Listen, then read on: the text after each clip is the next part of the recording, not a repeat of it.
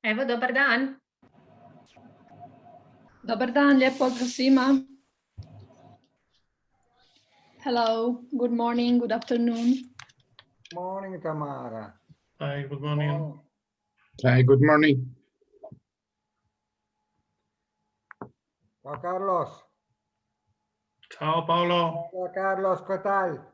Va bene, e lei? Si va avanti, si va avanti.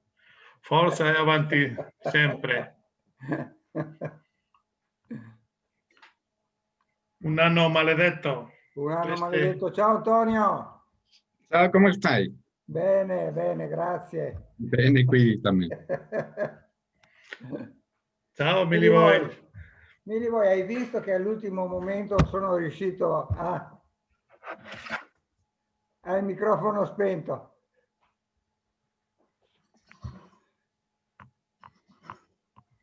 Ho il microfono spento. Mi senti? All'ultimo Paolo? momento, hai visto? Ecco. Adesso mi senti. Quando È si bellissimo ha a che fare vedervi con i dilettanti allo sbaraglio. Presidente! Ecco, Presidente! Buongiorno, Presidente! Buongiorno, amici. Buenos días, espera. Hola, buenos días. Hola, Pere. Hola, Carlos. Buenos días. Good morning, everybody. Good morning. Stiamo aspettando. Ecco, è qui Casimir.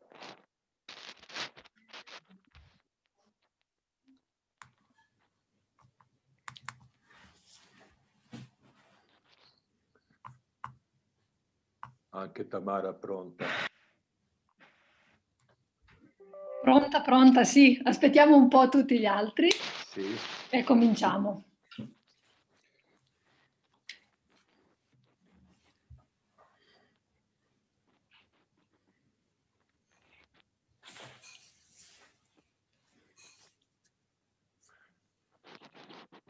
Tamara, ho avuto la notizia di nostro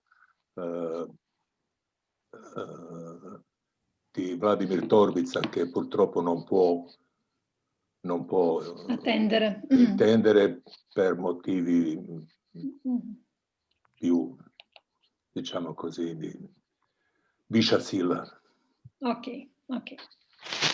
Adesso aspettiamo un po' se ci saranno i rappresentanti del Ministero della Cultura.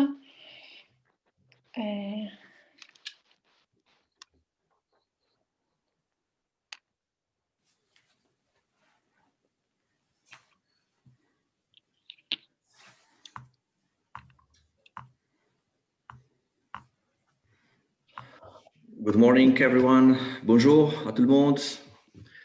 Good morning. Morning. Buongiorno. Buenos días. Good morning, dear Casimir. Hello, Cassie. Good morning.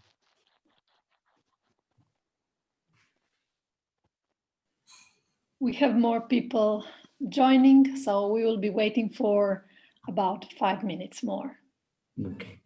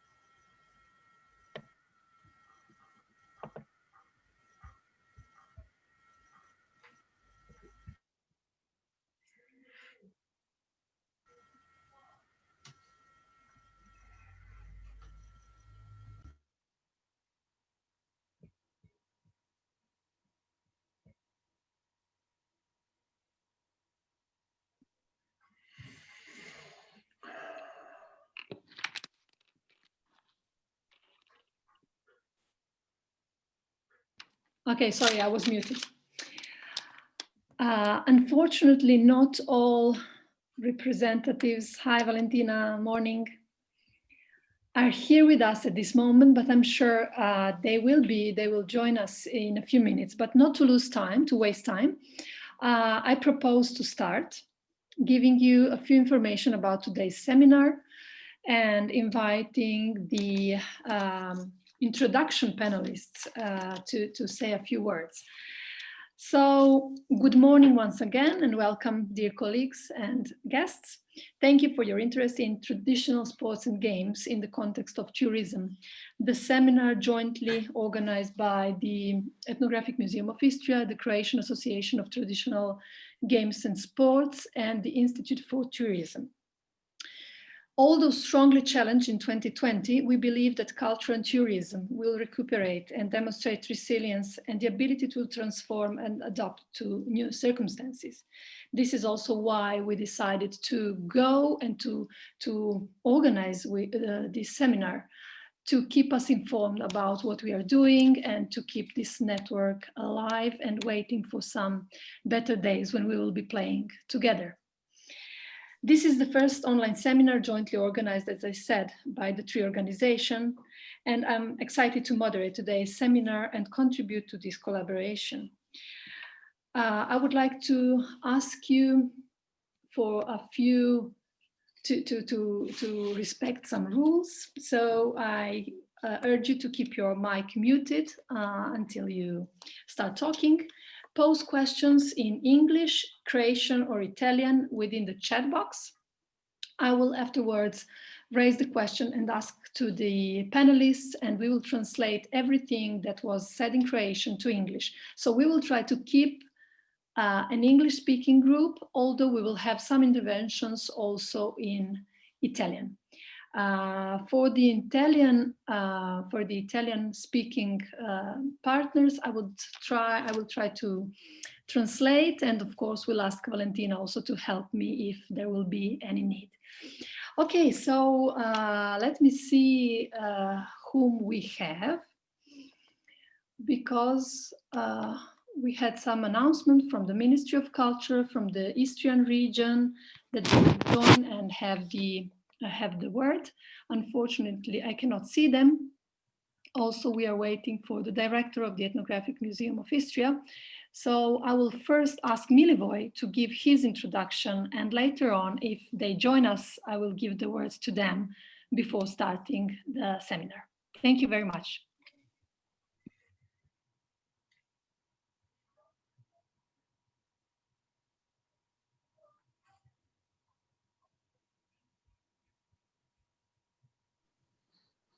Evo, ja ću par riječi reći na hrvatskom. Kako je došlo do svega toga. Znači, Istarski pljoškarski savez je 2016. godine održao po prvi puta međunarodni susret koji smo nazvali Međunarodni festival pljočkanja. I'm sorry, Milivoje, Yes. Oprostite. Gospođa Vera nam nije još ovdje. Nije ovdje. Onda ću ja objaviti ovu moju na... Možete na hrvatskom pa ćete staviti u chat. Tako. Okay, so unfortunately, the colleague translating the seminar is not yet here. Milivoje will speak in Croatian and will put the text in English for you to see it in the chat box. Thank you, Milivoje.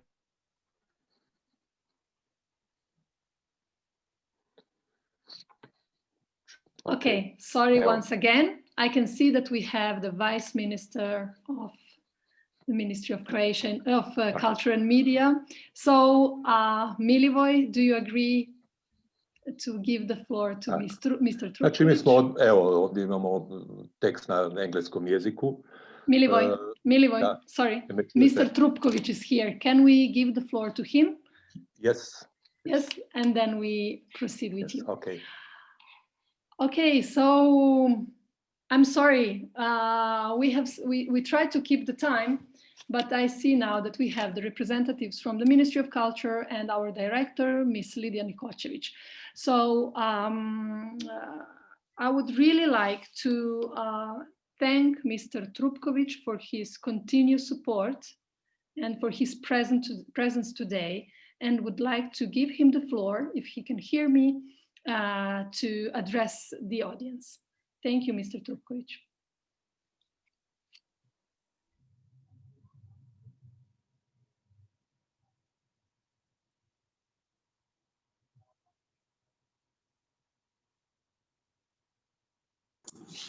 Hi. Hello, everyone. Hello.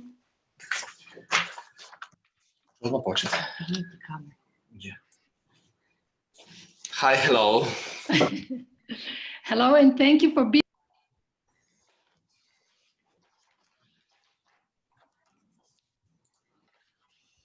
You can start. Yeah.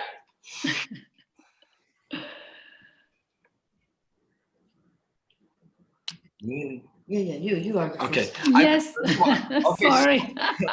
Ladies and gentlemen, the participants of this meeting of traditional sports game, I would like to greet you in the behalf of Croatian Ministry of Culture and Nina Obuljen-Koržinek, our minister, and myself.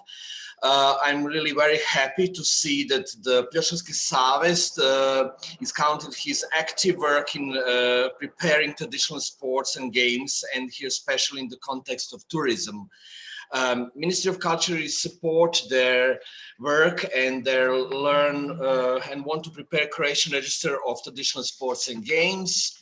So in the first place, I would like to say that Ministry of Culture in Croatia and media has always been promoting intangible heritage and concerning with the local committees, and so far it has been widely recognized in our society.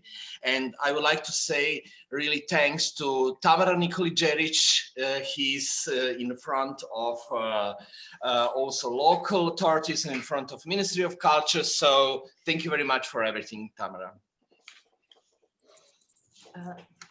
I'm really happy. Thank you for being here. And I would like also to, the same gratitude goes to Ruth Carek, our Secretary General of the Croatian Commission for UNESCO. So Ruth, please. So I will not take time because I have seen all those interesting subjects that you are going to discuss this time. I would also like to greet you on the behalf of the Croatian Commission for UNESCO, Ministry of Culture, and myself. So the Croatian Commission for UNESCO has been for a long time cooperating both with the Ministry of Culture, with the local NGOs like Batana and many others, with Milivoj, and all other institutions in supporting the UNESCO Intangible Heritage Convention, 203 Convention, and also other ones. We really consider that UNESCO is doing a great job in all this normative work of the organization, in all other conventions, but especially the intangible heritage has been really well accepted in Croatian society and also among other national commissions. So we promise that we will be here coordinating as well among the institutions, NGOs, and also other national commissions that are also looking forward for joint projects like this one that I would really like especially to underline, Tokati, that we look forward as well with all other partners to see it being recognized also by UNESCO. And we have seen this great work of experts, even though now in the time that are challenging.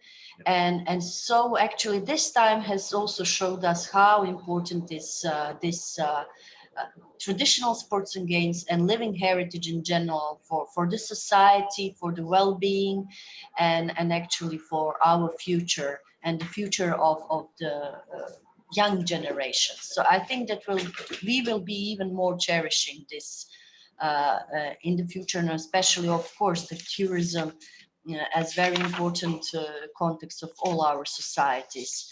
But above everything, I would like to thank you, all you experts, Pere, and many others, Valentina, Paolo, Milivoj, you, Tamara, and all the other ones that we also met in Verona and through other networks, that your work is very important.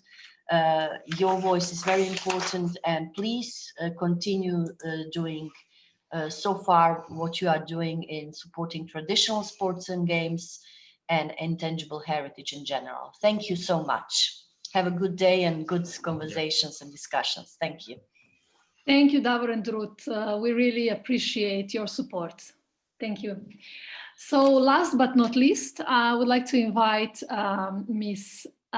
Dr. Lidija Nikočević, the director of the Ethnographic Museum of Istria, who is a great support to different initiatives of safeguarding intangible cultural heritage, not only in Istria, but in the region, in Croatia, and internationally. So Dr. Lidija, the floor is yours. I'm really honored to be in the position to greet you all. Good morning to everyone. And at the same time, I am kind of proud that we as a museum have recognized already years ago the importance of intangible culture and included it in our everyday work, because what can Ethnographic Museum communicate? Only through objects, not much. So intangible heritage or intangible culture is a wider context that is so crucial, so important for communicating objects and everything what we want to share with our visitors and friends. At the same time, tourism is a fantastic channel to share our heritage, because this is something that we live with. We are all tourists in certain life situations, and since intangible heritage has to be shared to stay alive, to stay vital, tourism is a fantastic context to do so. So I see this as a really fantastic opportunity to go further, to go deeper into the matter, and I really wish you all very successful meeting. Thank you. Thank you, Lidija, and thank you all for being here. So we will start, as I already said, with Milivoj Pacenti. He is really the generator, the motor for all these activities, and we are really happy to be able to support him and all the members of the Association of Traditional Games and Sports in Croatia. So Milivoj, he will be speaking in Croatia, and our colleague, Ms. Vera Kordić, whom I really sincerely thank, she will be translating his speech in English. Hvala Tamara na ovim izvanrednim riječima. Evo, ja ću samo vrlo kratko opisati ono što je dovelo do ove konferencije. Znači, Istarski pljoškarski savez je 2016. godine održao po prvi put međunarodni susret koji smo nazvali Međunarodni festival pljočkanja. Odmah smo uvidjeli potrebu i želju da naša druženja obogatimo i susretima stručnjaka različitih profila koji će unutar svoje struke promišljati i raditi na očuvanju, istraživanju, dokumentiranju i edukaciji ne samo pljočkanja, nego i tradicijske kulture općenito. Iz ovakvog gledanja krenula je inicijativa Istarskog pljoškarskog saveza i Olimpijade starih športova iz Brođanaca, koja je rezultirala osnivanjem Hrvatskog saveza tradicijskih igara i sportova. Da li dodamo Veri ili da nastavim? Vera, can you hear us?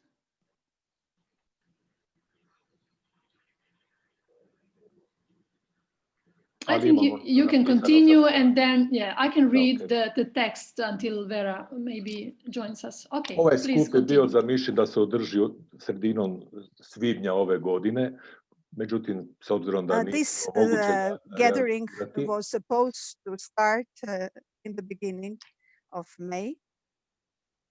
However, we were not able to do so.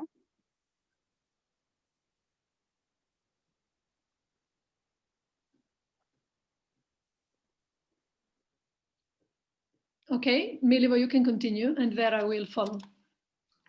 Znači, sredinom svibnja ove godine nije ga bilo moguće održati i zato smo još zadovoljni što smo uspjeli realizirati ovu ovakvu ediciju tog skupa. Prije svega, evo, ja moram zahvaliti nekim ljudima, zahvaljujem Etnografskom muzeju Istre i doktorici Tamari Nikolić-Đerić, te Institutu za turizam iz Zagreba i doktorici Jasenki Krančević na strpljenju i nesebičnom doprinosu da se skup realizira.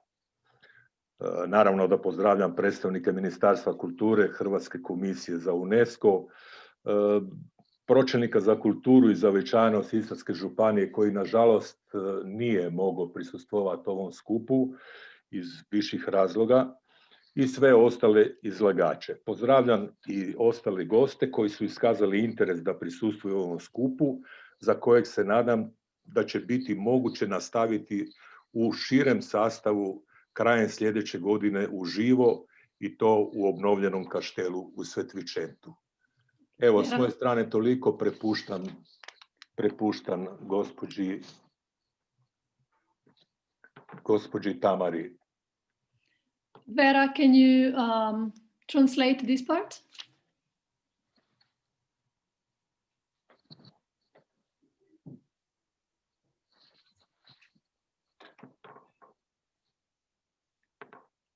Tamara, we need to unmute Vera. Yeah.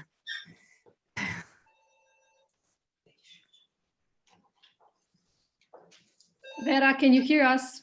I can hear you. Can you hear me? Okay. Yes, You need yes, to yes. unmute me. I was speaking all the time. Okay, but you are unmuted. You can do it. I am unmuted, yes. Yeah. Okay, so can you just Repeat, just in brief, in a nutshell. Yeah. Okay. Yeah.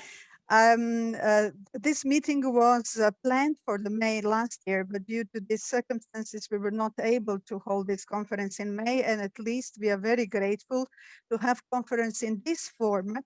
And on this occasion, I would like to thank to all those who have invested tremendous efforts to make it happen. Dr. Tamara Nikolić-Ćerić and Dr. Jasenka Karančević, and all those who have helped us so far to do what we need to do to get us together. We hope that next year we will be able to hold this conference on the spot in San Vicente in newly restored Castel. Thank you, Vera, very much. Thank you, Milivoj, for this introduction and for, in a way, giving us the context of this online seminar. Of course, we are all a little bit tired about these online gatherings, but for now, it is what it is, and we are really grateful for this opportunity to meet. Before starting with the program, Prije početka programa, Vera, I think we will just keep in English, I think. Okay, yeah. thank you. And then the Croatian when you part. request, okay, thank you. Thanks. So I would like to give a few words about the Institute for Tourism. I'm really happy that we as an Ethnographic Museum of Istria managed to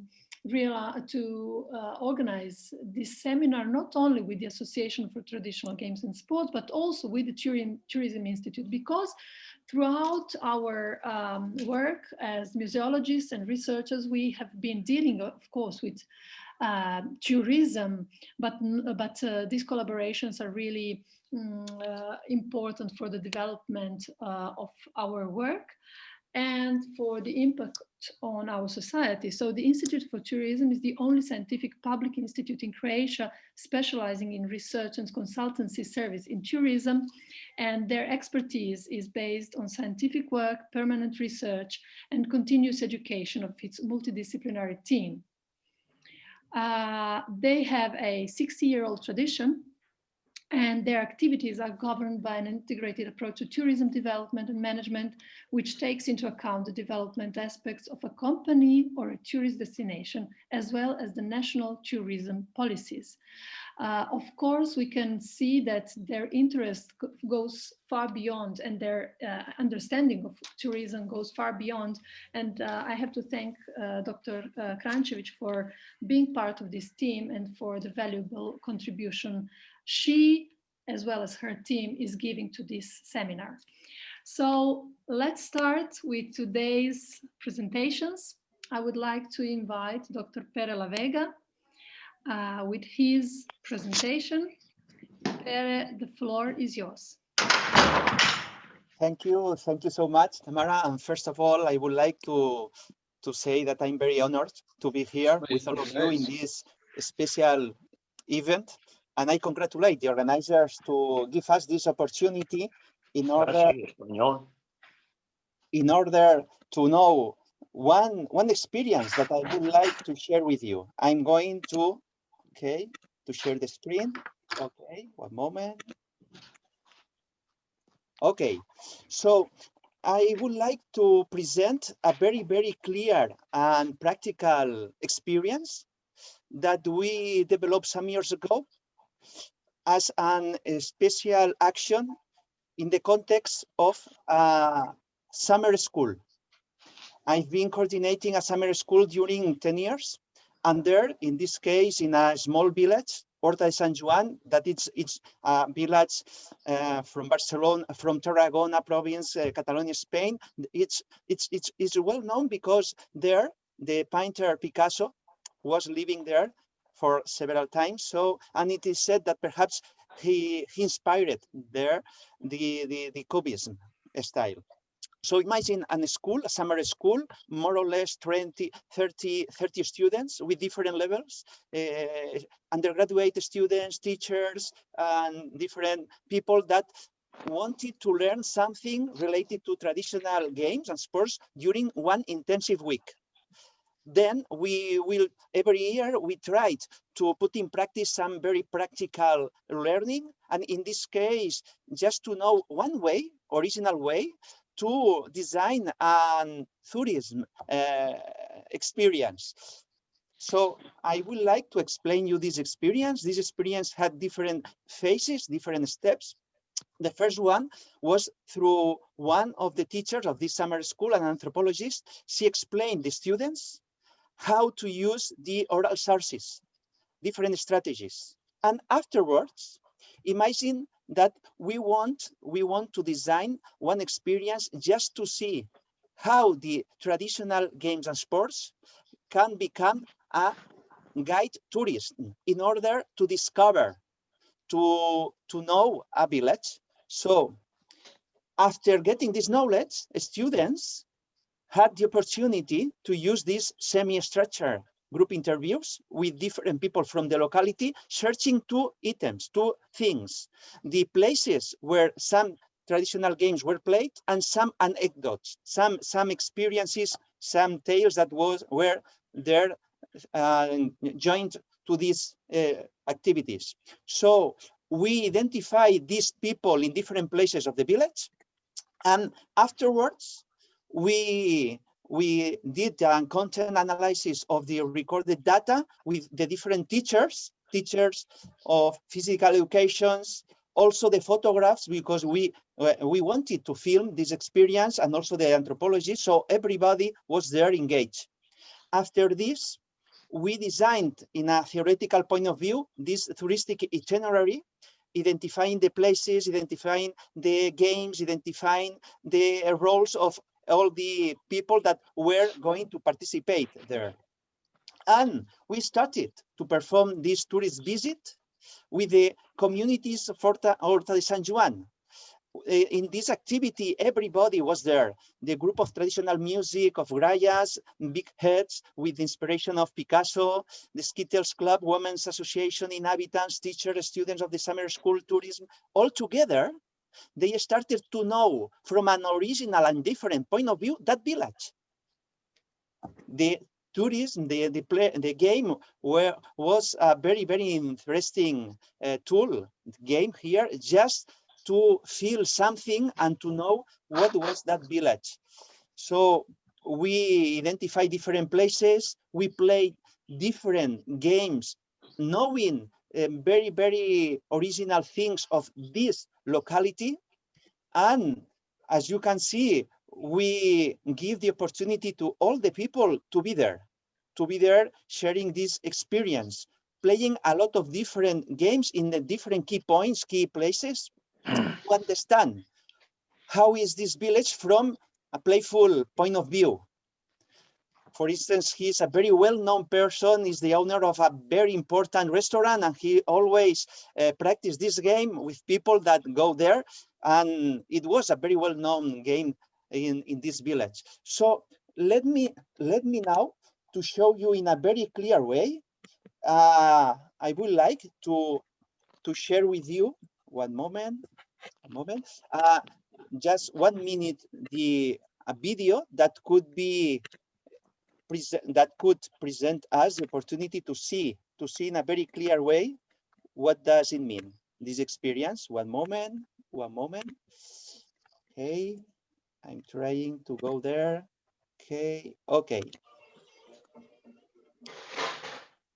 So imagine this activity, imagine this locality. It's not a very well-known locality, but we are trying to discover it through games. So we engage different people, and we consider that we need to join traditional games with the culture, with the environment, all together, because they are all together the result of the same meaning. What is that village? Here you can see the nature, you can see the environment. It's a rural place, very wonderful.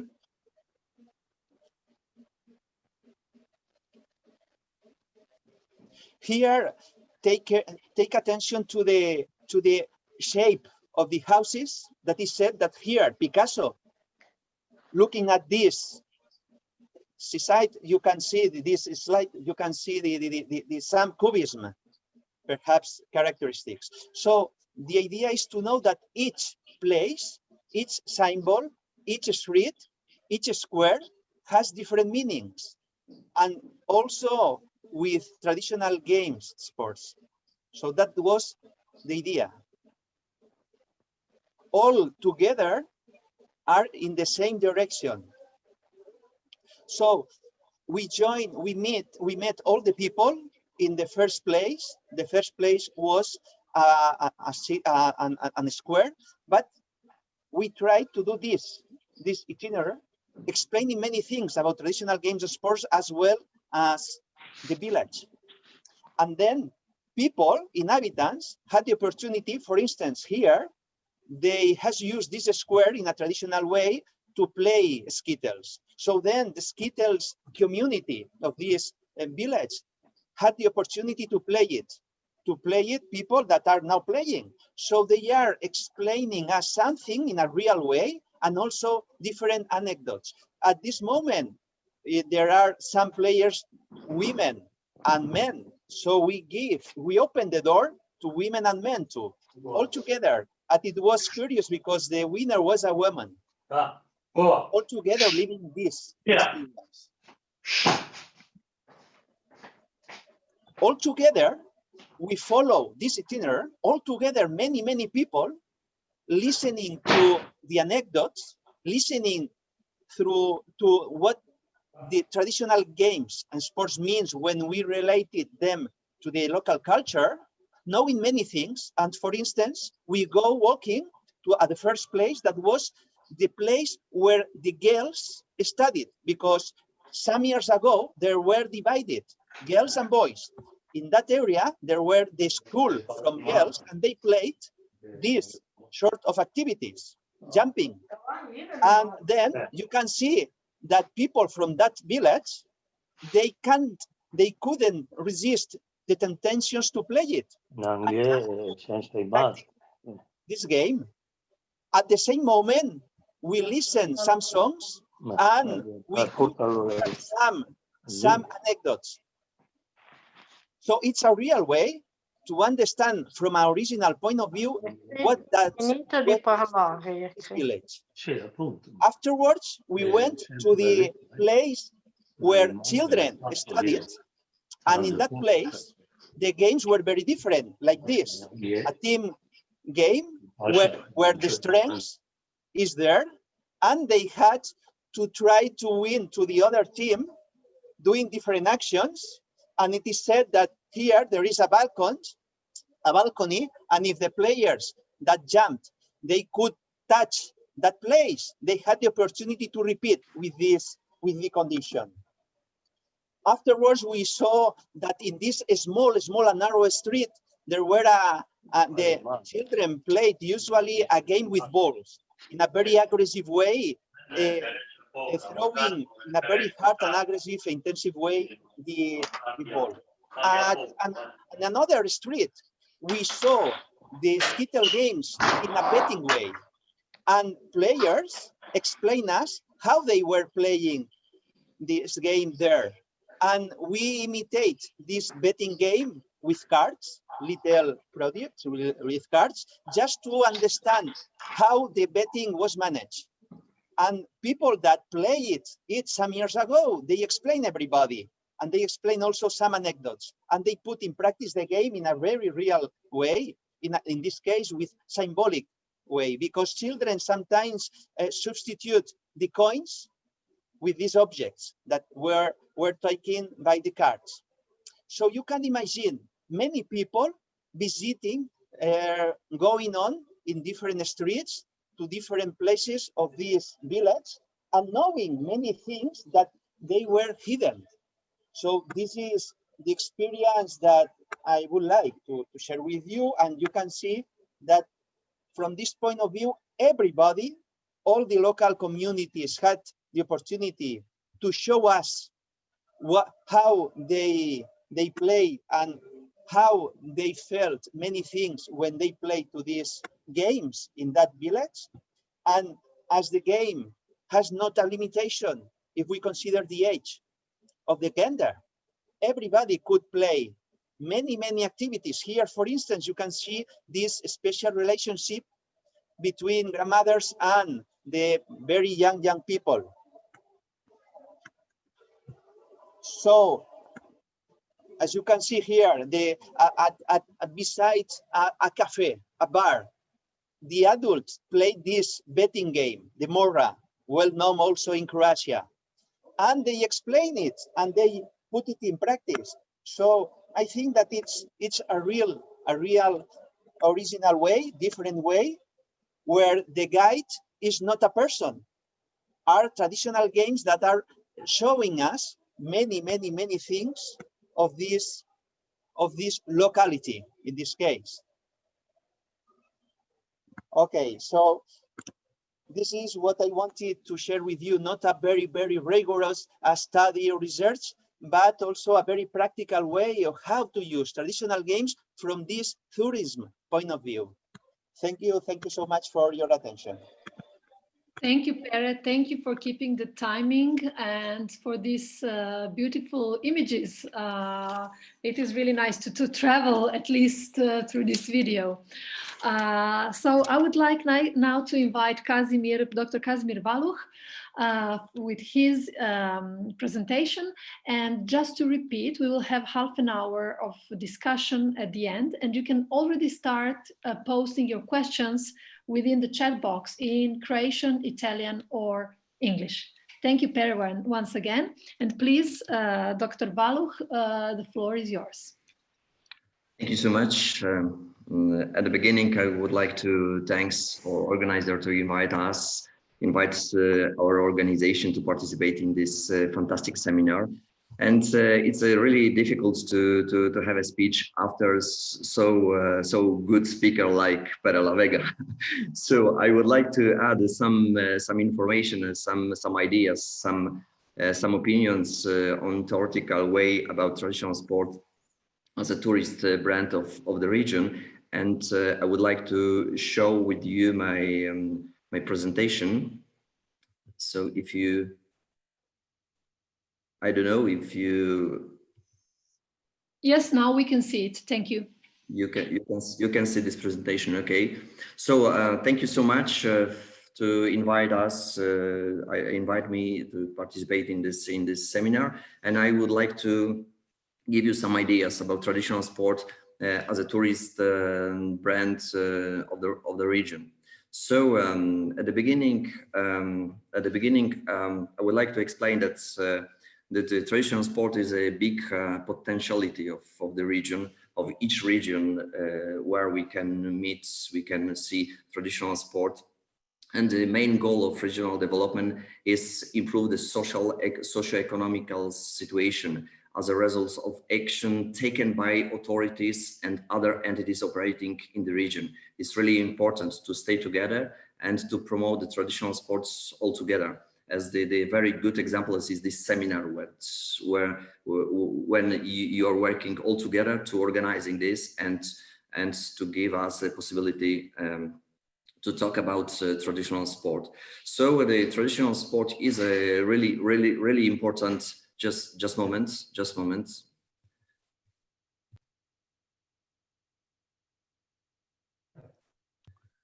Sorry.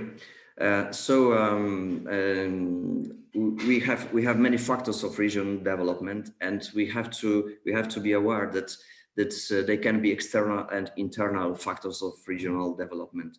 So it's really interesting because both are in the special relation, and this relation between the factors, external and internal relation factors of regional development, can create some synergy. This synergy can favor or can limit regional development. Is a really important thing because to use traditional sport like a factor of regional development, we have to be aware of this, and we have to appreciate the value of traditional sport. So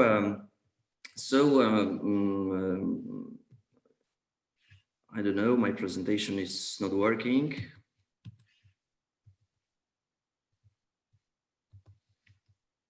One moment.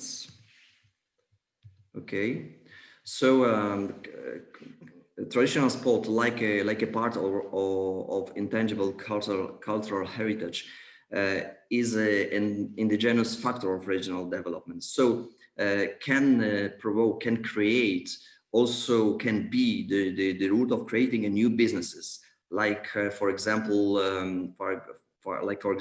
tourist activity, can increase of the activity of local communities, and finally can increase of the tourism potential of the region. It's really important, especially in this case that we are really rich in traditional sports in the world. So we have many traditional sports all the world, in all the world, in Poland, in Spain, in Croatia, in France, etc. So we can use this potentiality to create a brand, tourist brand of our regions. And I would like to show you two examples, two cases. The first one, it will be La Course Landaise from France, and La Course Landaise is an activity of the Gascony. Gascony is a region of France, in the south of France, especially in the departments of Landes and Gers, Garlande, Pyrénées-Atlantiques, etc. And these cities have arenas and infrastructure required to organize the competition. It's really important to outline that La Course Landaise belongs to the cultural heritage of Gascony, intangible cultural heritage of Gascony, of course. And the passion for this activity, for co-racing, because there are the no bulls, but co, has a long story. The first documents came from 13th century. So today La Course Landaise is a major tourist attraction and important element of Gascony culture, and they created many arenas, especially in departments of Landes, Gers, and Gironde. Today, if you want to see really nice show of La Course Landaise, you can do this, especially in the small villages in the center of Gascony, because this moment remain the main moment of, for example, market days of this city. And another example is Kumoterki Racing in Poland. So is a south of Poland, is a Podhale. Kumoterki Racing is something special because Kumoterki are small wooden decorated sleds. In the past, the good parents, so-called Kumot and Kumoshka, two people, used such slide to transport the baby to the baptism ceremony. And it was a tradition to bake as far as possible at home. And this racing after the celebrating of baptism was a tradition. And now is a really known tradition in Poland because is a cultural festival. So it's a brand of Podhale, of this region of southern Poland. Now Kumoterki races are an opportunity to meet and especially to cultivate the Podhale's tradition. It's really, really important moment. And participants are ceremonially dressed, horses wear decorations, and the whole ceremony attracts viewers from many, many places from Poland and abroad. So Gońba Kumoterska, because is a local name of this traditional sport, entered some times ago on the list of intangible cultural heritage in Poland. But I would like to outline that it was two short examples, but we have many examples in whole the world, not only in Poland. Is an example of Makepung from Indonesia. So the practice and examples showed traditional sports as an indigenous factor who can be used like a tourist brand of the region. They may become an important tourism attraction of the region and influence the development of other areas of life, of course. So as I said, we have many traditional sports. We try to collect them in our website, traditionalsports.org. I invite you, of course, to collaborate for completing this list. And I would like to invite also for collaboration with the Institute Rozwoju Sportu and Edukacji, with this very hard but very, very, very good and very important work to show and promote traditional sport like a special value, like a unique value of our intangible cultural heritage. Thank you so much. Thank you so much. And if you have any questions, I will answer after our speeches. Thank you. Thank you very much, Dr. Waluch. I'm really happy because we are keeping the timing. So I think we learned how to work online. Yeah, thank you very much. I'm sure we will have time for discussion at the very end of our meeting. And I would like to continue and invite Dr. Bartosz Prabucki. Hopefully, I'm sorry if I make any mistakes in reading your names out. So please correct me if I'm wrong. Mr. Prabucki, the floor is yours. Hello to everyone. I hope you hear me. No, you didn't make any mistake, because usually people say my name is Prabucki because it is in English. So your pronunciation was better. Thank you for that. I'm really happy that I'm here and grateful for invitation to invite me to take part as a speaker actively in this conference. And we don't have much time, so I'm really hope that we will continue our meeting this time live offline in Croatia next year. So now I'm going to present my speech, my presentation to you.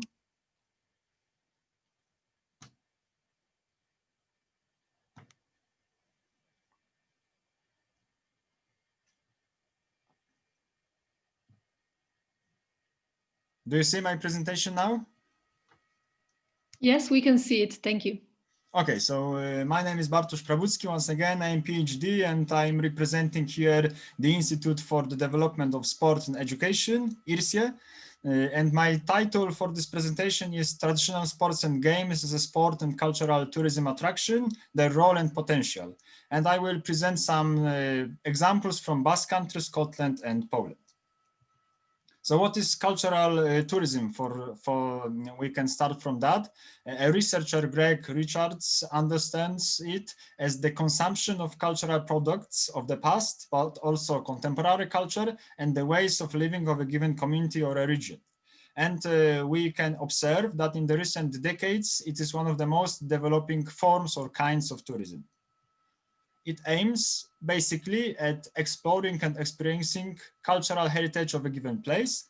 We can consider it as a kind of anthropological experience of the otherness. And additionally, when it is combined with physical activity, it allows to connect cognitive, aesthetic, and emotional spheres or elements, developing all the spheres of human personality, and additionally enriching them with physical activity. We have also other kinds of tourism like sport tourism, and it's important and interesting combination, which can be called cultural sport tourism. It basically consists in traveling motivated by the desire to learn and experience sport as a phenomena of culture and cultural heritage. It covers tourists' interest in various sports, disciplines, but also events, people, places, and facilities and other things related to sport. So what are the relations between TSG, or traditional sports and games, and tourism? They just are often an attractive part of such cultural and tourism and sport tourism, and we can ask why. Because they are often important parts of ethnocultural events like holidays, festival or fests. For example, Highland Games in Scotland, IPS or La Semana Grande, a great week in the Basque Country, and many, many other such festivals in many countries all over the world. In such a way, TSG give potential tourists unique opportunities to experience them in practice and treat them as an increasingly appreciated element of culture of visited places. This touristic exploration of cultural heritage, customs, traditions takes on here the form of experiencing the heritage of sport, physical and playful culture. It is very important that if it is to be an authentic cultural sport tourism, tourists should prepare for this experience. They should familiarize with the history and contemporary situation of a given sport, with cultural habits of the community they would like to visit, and of course with the mutual relations between culture of this community and its sports. It is important because this preparation can prevent them from treating a given sport only superficially, as merely a folkloristic peculiarity, wrongly considered by this tourist as strange or weird, or even as primitive or worse than sports or games known from their own culture. Learning about cultural and sport diversity should in turn bring reflection on its importance in terms of physical culture and its deeper and proper perception as previous treasures of mankind. Of course, it depends on individual cultural sensitivity of particular cultural sport tourists. But since cultural and also sport tourism is becoming more and more popular, the functioning of TSG as a cultural and sport tourist attraction may be and is already one of their most important and most valuable traits and benefits, directly or indirectly related to local heritage and also to collective identity of a given community or even the entire nation. 3 examples of such relations between traditional sports and tourism. First is Festival of Basque Culture Astenagusia from Bilbao, Basque Country. I visited it in 2013. It is a great festival of Basque culture and sports. You can see many, many cultural elements like the walks of Los Gigantes y Cabezudas, or Big Heads and Giants in English. They represent 7 Basque provinces. And also Bertzolaritza, which is improvised sung poetry. And of course, many traditional sports, with one particular example, which is La Pelota Basca, or Basque ball in English. It is a sport slightly similar to squash, consisting basically in hitting the ball against the wall using bare hands or some special equipment like here. You can see here different kind of rackets used for Pelota Basca. For example, in front you can see Chistera. It is a special kind of racket used to one of Pelota modalities. And thanks to workshops for everyone interested, you can experience this sport in practice. Thanks to this active participation, you can take active part in sport and experience it not only as a sport, but also as an element of culture, and thanks to that of cultural tourism. Like you can see, you can even play a mini match in Pelota a mano. Mano means hand in English, so it is played just with bare hands without any equipment. Or you can also try, for example, Cesta Punta, which is a modality played with a special racket called Chistera. You can also experience Basque rural sports or Eri Kirolak. As you can see, one example here is Ice Kolariak, or chopping the wood with an axe. And also Aria Soqueta, which is lifting the very, very heavy stones by Basque contestants. You can also see women, which is quite interesting because in the past it was not the case that women took part in strength sports, but now it is more open and inclusive. And as you can see here, you can also experience. Of course, it is not like you can lift a very, very heavy stone because it would be dangerous, but you can still experience just a bit. For example, equipment. You can ask. You can take photos. You can speak to Basque contestants, participants. So it is also more or less more active participation. My second example is Highland Games and Gatherings, a big festival of sports and culture in Scotland, of course, in many, many places in Scotland. As you can see here, you can also experience many cultural elements like bagpipe bands, which are very, very popular in Scotland. You can see sophisticated, special traditional dances of Scotland, and of course, many traditional sports. Here, one example is tossing the caber, and you can see this is a participant from Poland who won this contest in throwing the caber, tossing the caber like this.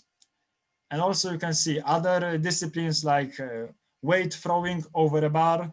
And this is also a participant from Poland. I was surprised meeting 2 participants from Poland taking part in traditional Highland Games. And of course, you can see also traditional Scottish wrestling, which is called backhold. And as you can see, it is performed in traditional men's skirts of Scotland called kilts. And also girls compete in wrestling, which is also interesting because it was also very rare in the past. Highland Games has some inclusive disciplines, so you can take part, for example, in open race, open to everyone interested, and also see, among others, a traditional contest of tug of war. I must say that not all of the Scots are positive about Highland Games.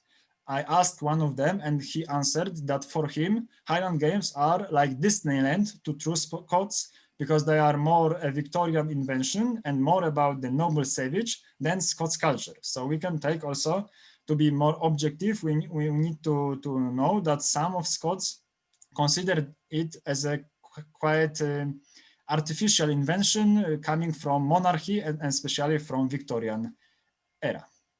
And third example is Poland. We don't have such big nationwide festivals maybe of traditional sports, but still we have many examples of festivals, fests, and other initiatives and events during which traditional sports are present.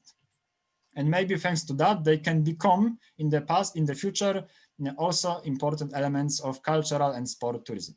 One example is World Folklore Review integrations, taking place every year in Poznań. And you can see here that this is a tournament of Polish traditional sport, which is called in English ring netball or net ring ball.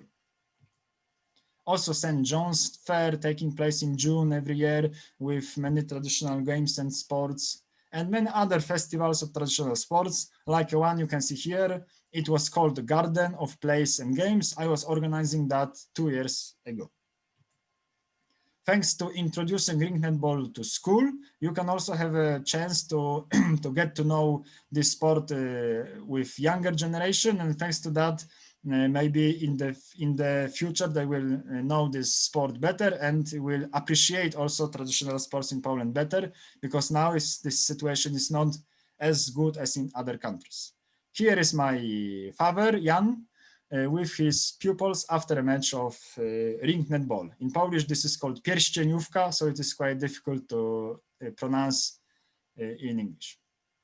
Thanks to all of that, such traditional Polish sports as ring netball, like you can see here, played by children, even by smaller children, and also by adults, and other games like Polish Ringo, or the chapel, or kapela in Polish, played also during this festival, Garden of Plays and Games. And in the middle, you can see my wife, who was helping me in that. And also other foreign games like boccia or croquet, or even tug of war. All these sports can be played both outdoor, like here you can see, and also indoor. And thanks to that, they have potential maybe of becoming more and more important elements and attractions of cultural and sport tourism, and being treated as element not only as sport, but as something more, as an important element of our cultural heritage and identity. That's all for now. Thank you very much for your attention. If you have any questions, I can ask later. And of course, you can visit the sources, Traditional Sports ORG, which where you can find many elements, many interesting information about traditional sports. And also my blog, Inspirowany Sportem.pl, and when you can also see some information in English on traditional sports. Thank you very much once again. Thank you, Bartosz. Thank you very much. Even though we have seen some criticism related to some kinds of festivals, of traditional sports and games, and this is really good to address and to highlight in a way, so thank you for that. I think it's wonderful to see how games can connect different cultures, as we have seen, with people from Poland, but also to work toward gender equality. So thank you for your examples. Yeah. So let's continue, and it is pleasure to invite our colleagues from the Institute for Tourism, Miss Jasenka, Dr. Jasenka Kranjčević, Ksenia Tokic, and Sara Melkic. Thank you very much for your collaboration, and of course for your work and your presentations.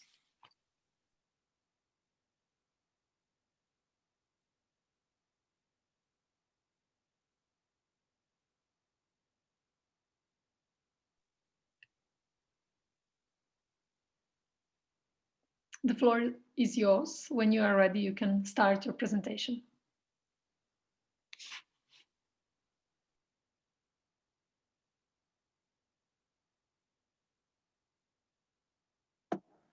Jasenka, dajte molim vas uključite mikrofon. Thank you. I am very happy to be with you.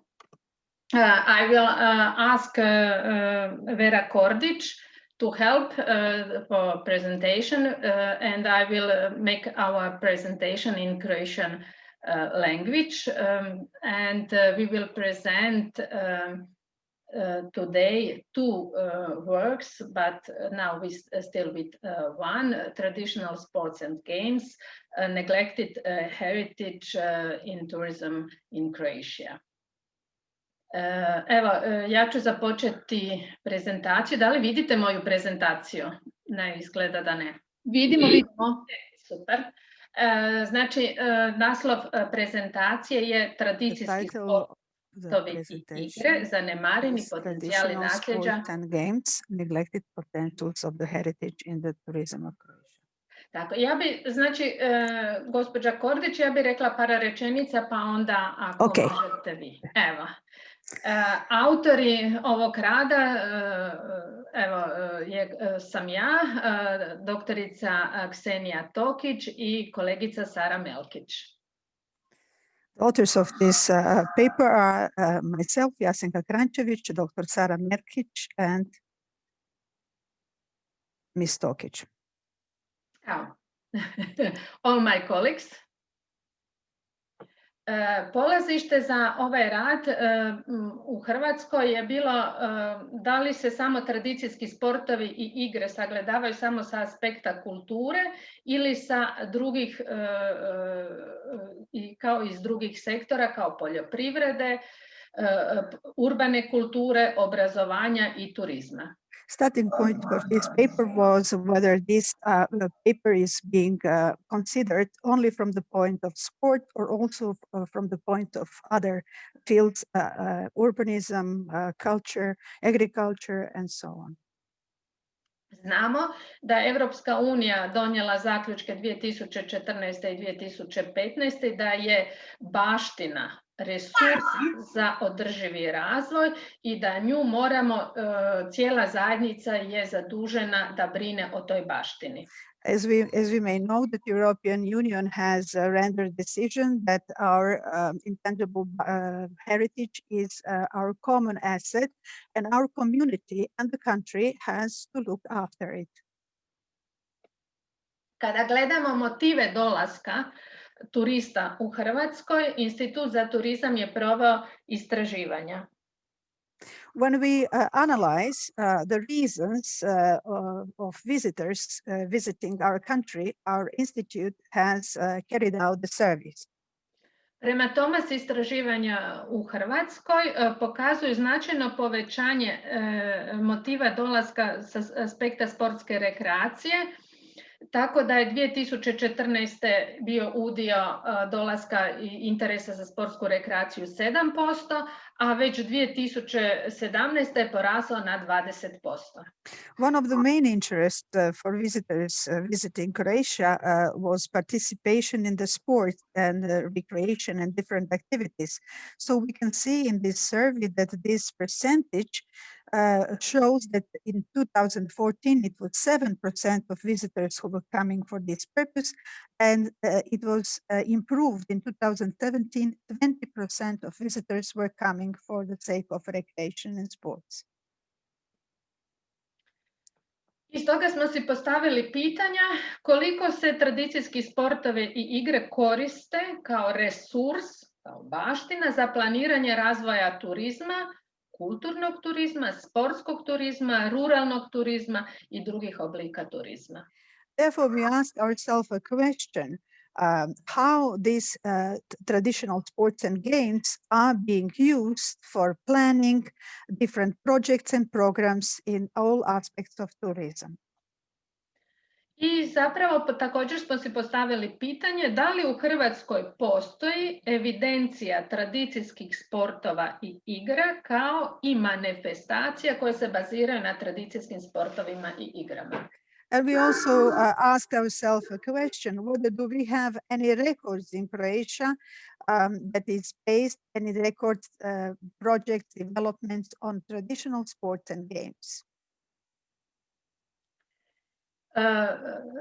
Vidljivo je da tradicijski sportovi i igre u turističkoj ponudi Hrvatske da su uglavnom prepoznate kao kulturna nematerijalna baština i to prvenstveno kroz sektor kulture. It is blatant that traditional sports and games are recognized in the tourist offer of Croatia as intangible heritage of Croatia, primarily in the sector of culture. U sektoru sporta tradicijske sportove i igre zanemareni su kao baština, kao i ostalim sektorima obrazovanje, poljoprivreda, zdravstvo i tako dalje. In the sector of sports, traditional sports and games are neglected as a heritage, and they're also neglected in other fields like agriculture and other fields. U turističkoj ponudi tradicijski sportovi i igre također su zanemareni, iako doprinose identitetu regije i lokalne zajednice. Traditional sports and games are also very much neglected in a tourist offer, although they contribute a great deal to the identity and promotion of the local community. U Hrvatskoj zaštićene su samo dvije tradicijske sportove i igre i to kroz sektor kulture. Only two traditional sports and games are protected in Croatia, and this is in the sector of culture. U sektoru turizma ne postoji jedinstvena evidencija tradicijskih sportova i igara, jer je to sektor kulture, ali ne postoji ni evidencija manifestacija tradicijskih sportova i igre kako bi se utvrdila njihova zastupljenost pa i eventualno poticanje. In the sector of tourism, there is no uniform record or registry of these sports and manifestations, only within the project or under the auspices of culture. So therefore, there is no way to improve its better representation and better promotion so far. Došli smo do zaključka kada je Institut za turizam, znači preko interneta različitih kanala saznao da u Hrvatskoj za sada je evidentirano oko 117 manifestacija sa tradicijskim sportovima i igre, ali održavaju se zahvaljujući aktivnosti pojedinaca. So the Institute for Tourism, through various channels, through internet and other sources, has learned that in Croatia we have some 117 festivals or manifestations that actually involve traditional sports and games, but these are only being held due to an enthusiasm of special individuals. I također, a kada smo gledali tradicijske sportove i igre sa životinjama, utvrdili smo se da postoji u Hrvatskoj 121 manifestacija koja se održava sa životinjama. And when we were analyzing traditional sports and games that involve animals, we have learned that in Croatia there are 121 manifestations of that kind. To mislim sa žabama, magarcima, konjima, bikovima. When I say animals, I refer to frogs, donkeys, krave, konji. oxes. Navedeno ukazuje da je u Hrvatskoj oko 238 skromnih manifestacija u turizmu koje se održavaju godišnje, iako imaju daleko veći potencijal u razvoju turizma. So consequently, we can say that in Croatia there are 238 rather modest manifestations or festivals that are taking place every year, although they have a tremendous potential for better development of tourism. A evidencija koju smo izradili može poslužiti za izradu smjernica, afirmacije tradicijskih sportova i igara u turizmu, ali i nužnost na povezivanje različitih sektora, kao kultura, sport, obrazovanje, turizam, zdravstvo i drugo. The records that we have developed and kept may be used for further improvement of affirmation of the traditional sports and games, other directives for better development, but also for the necessity and for connecting and interconnecting various sectors like culture, sports, education, tourism, health, and so on. I zapravo tradicijske sportove igre doprinose očuvanju okoliša jer ne trebaju velike građevine, veliku infrastrukturu. And what is of utmost importance that traditional sports and games do not require a great infrastructure, so therefore they are contributing a lot to the environmental health and sustainable development. Hvala na pažnji i vidimo se ubrzo jer imamo još jednu prezentaciju. Thank you for your attention and see you soon because we have yet another presentation. Thank you, Dr. Krančević, and to your colleagues. I think it is very interesting to see all these numbers, and to sometimes we just focus on one aspect or on one reality that we know. For example, like us in Istria about the festival of Pljočke, but to see the diversity that we really have in Croatia and that we are not really aware of is really, good to see. Thank you very much for your research. I would like to continue and present Mr. Carlos de la Villa Porras from the Cultural Association La Tanguilla from Spain. I think Carlos will speak in Spanish, if I'm not wrong, and I will try to give a short summary of his words. Thank you, Carlos.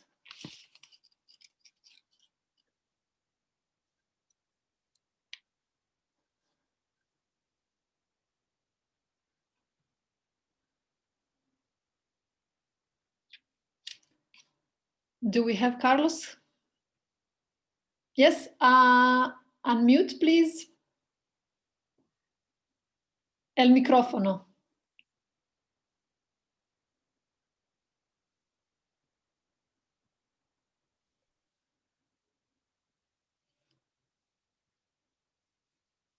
No, no podemos Ok. oír. Sí, Ya. ahora está bien. Perfetto. Gracias, Carlos, por favor. Diceva che vado a parlare in italiano perché il mio inglese è molto scorso, anche l'italiano, ma Benissimo, benissimo, grazie. Vado. Bene, vado a parteggiare la pantalla. Ecco.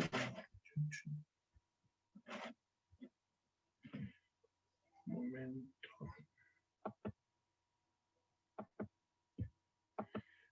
Compartir pantalla.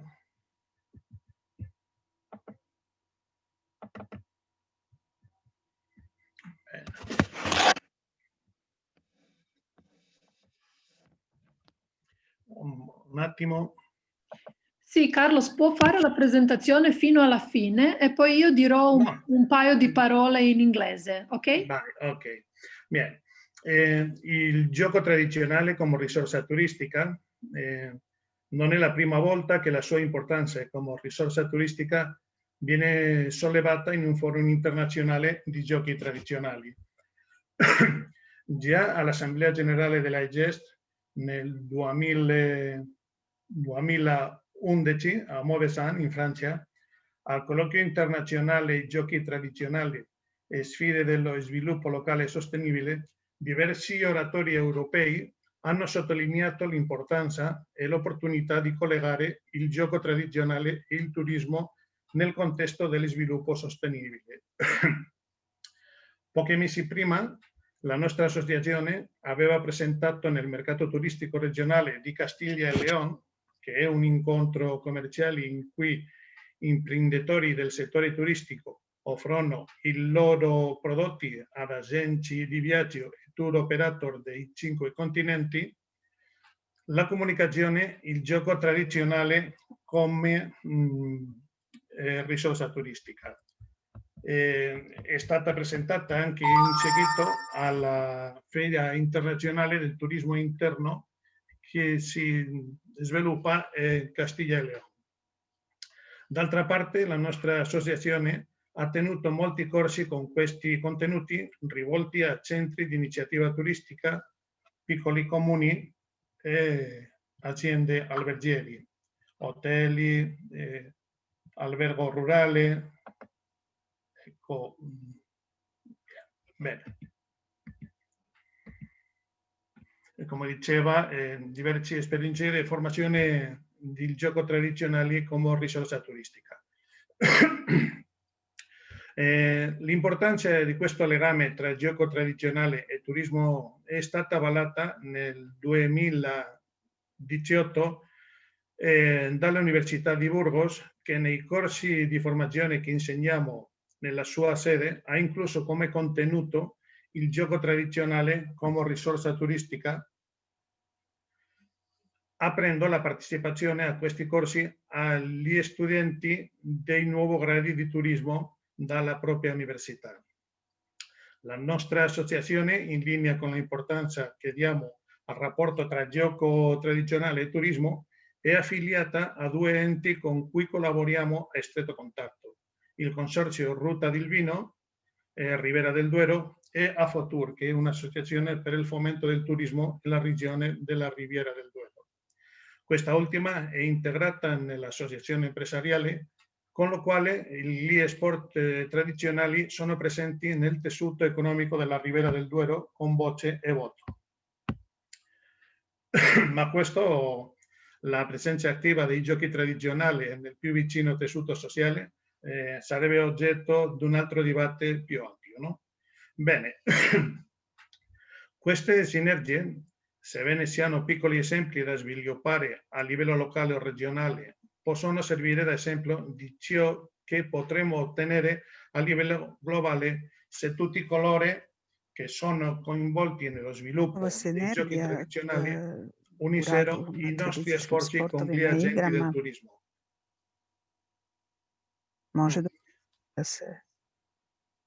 E lavorassimo insieme per un obiettivo comune, un turismo sostenibile e di qualità in cui il gioco tradizionale è rilevante. Turizmu. Ascolto un'altra volta. Vera, nema potrebe sada, ćemo samo na kraju engleski. Hvala vam lijepo.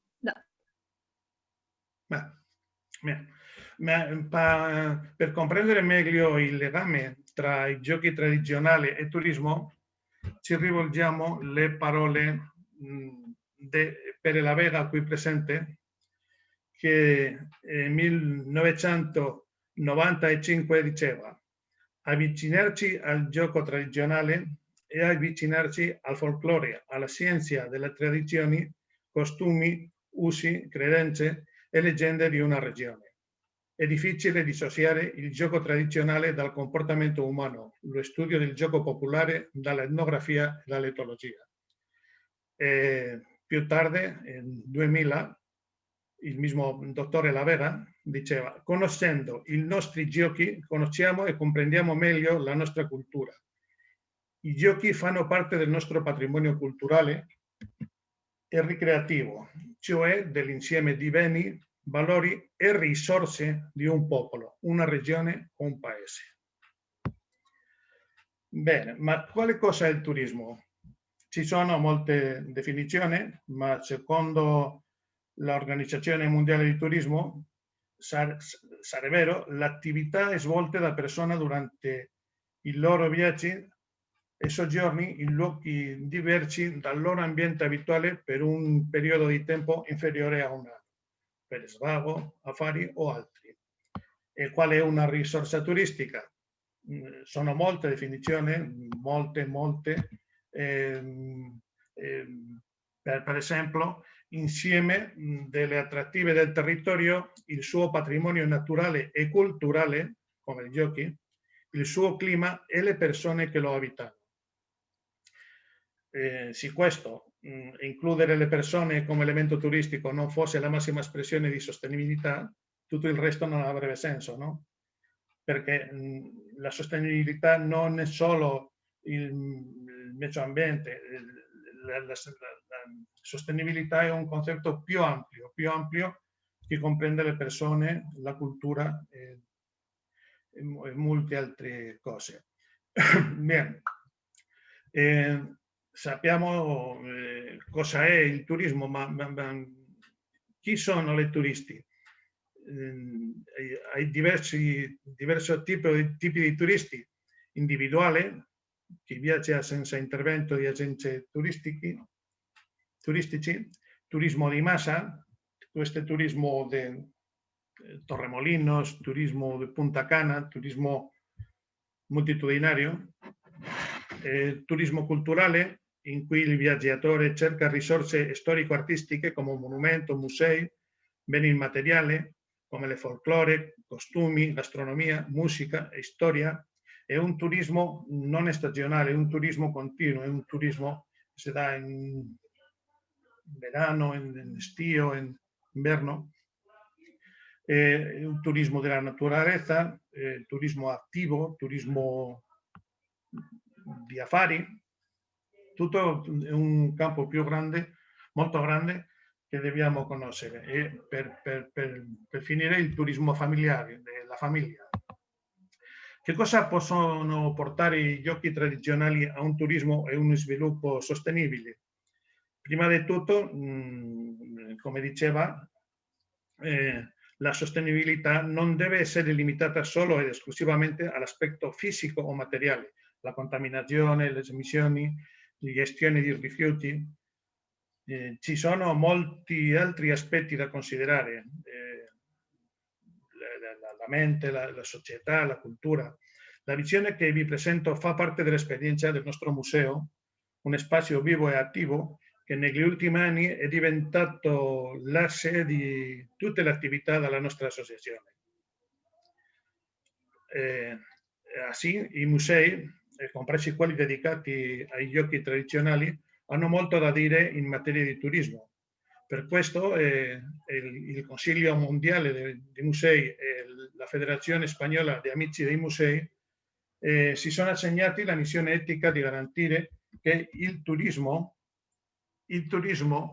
rispetti le culture del mondo nella loro interazione con loro e anche perché i comportamenti e gli approcci legati al turismo tengono conto non solo del patrimonio culturale immateriale del passato dei popoli, ma anche delle espressioni attuali della loro cultura. Io penso che è molto importante e vado a fare a continuazione una piccola riflessione sul sviluppo sostenibile intorno all'attività dei giochi tradizionali e della cultura. Incoraggiare l'attività turistica che rispetta l'ambiente naturale, culturale e sociale e con i valori di una comunità che permettano di godere di uno scambio positivo di esperienze tra residenti e visitatori, dove il rapporto tra il turista e la comunità è giusto. I benefici dell'attività sono distribuiti uguali e dove i visitatori hanno un atteggiamento veramente partecipativo nella loro esperienza di viaggio. Un'altra... Scusi.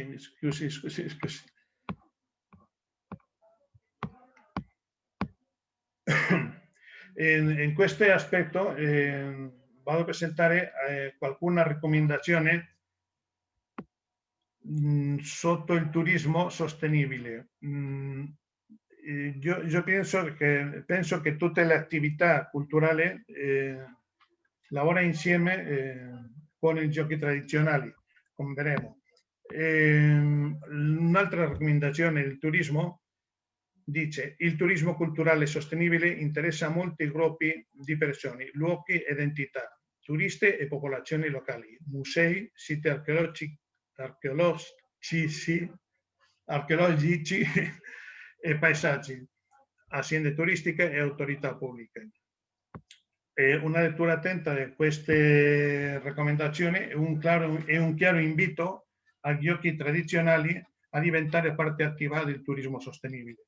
Ma come dovremo lavorare gli agenti che lavoriamo nel gioco tradizionale per integrare la nostra attività nei programmi di turismo sostenibile? In una prima fase è preciso conoscere e identificare i protagonisti del turismo sostenibile. In primo luogo, turisti. Senza di loro, senza turisti, il turismo non esisterebbe. Sono il motore principale di questa attività. Abbiamo visto differenti tipi di turisti, no? Ma il turista è il più importante, junto con le vicini, gli abitanti delle località dove si fa il turismo. Gli altri protagonisti sono gli uffici di turismo, los centros di informazione, l'hotel, l'albergo, tutte le imprese di turismo e ristorazione, per supuesto tutte le associazioni locali, perché è molto importante lavorare di una maniera altruista per posare in comune le risorse turistiche di una regione, di una località, come abbiamo ascoltato il dottore La Vega. Una piccola città fa turismo attraverso il gioco tradizionale e identificare un altro possibile alleati, cantine vinicole, associazioni di commercianti o imprenditori nel campo del turismo. Oggi più che mai il turista indipendente si appresta a essere il protagonista indiscusso, perché i nuovi tempi segnati dalla recente pandemia hanno limitato i movimenti di massa, con i quali sarà necessario fare un richiamo al viaggiatore di prossimità e chi viaggia in autonomia, senza l'assistenza di agenzie di viaggio. Infatti, se fino ad ora l'obiettivo principale del mercato turistico era il cliente di altri paesi o regioni, attualmente i motori del turismo, tra i quali dobbiamo annoverarci come garanti della promozione dei giochi tradizionali, dovranno adattare le tue offerte e trovare la tua parte di mercato nel viaggiatore di prossimità o in chi non viaggia solo per turismo. È molto importante fare un'offerta turistica come si fa alla Ribera del Duero, le cantine vinicola, l'albergo, per offertare al viaggiero un'esperienza personale tipica propria della cultura locale. Questo che può sembrare un'ulteriore difficoltà a questi tempi difficili, dobbiamo riuscire a trasformarla in un potente argomento a nostro favore per inserire i giochi tradizionali nei prodotti turistici finali.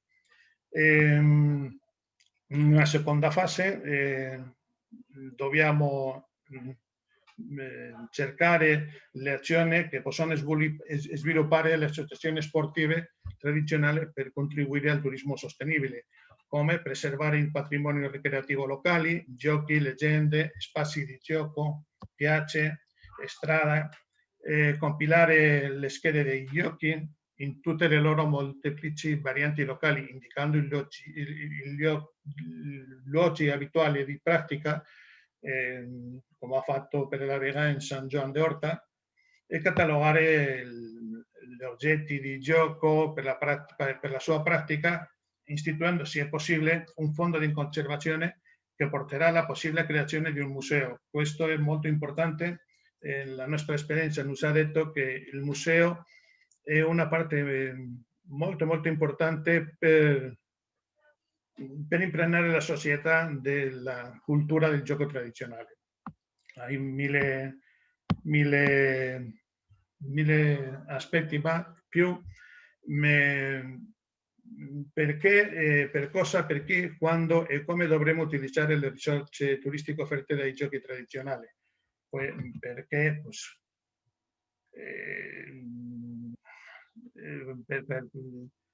per la sua propria interesse, attività eventuali come incontri, festivali, infine,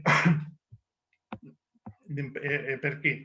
Bien, non ha molto tempo e concludo con una breve riflessione. La situazione attuale ci costringe a ripensare ai concetti di turismo e alle nostre attività, perché non è solo l'allerta sanitaria che stiamo vivendo a minacciare l'attuale modello turistico. Il combustibile fossile si stanno esaurendo, quindi il trasporto a basso costo sembra avere i suoi giorni contati. Dobbiamo porci le seguenti domande. Saranno ancora possibili grandi festival di giochi tradizionali, come il Festival di Gotland, come il più importante del mondo di Tafisa, il magnifico Festival Tocatì, il nostro piccolo festival alla Ribera del Duero? È difficile mantenere queste attività in un futuro un futuro lungo. Dobbiamo pensare in un sviluppo sostenibile più vicino e cercare il turista di prossimità. Possiamo contribuire in qualche modo allo sviluppo sostenibile locale? Il più importante.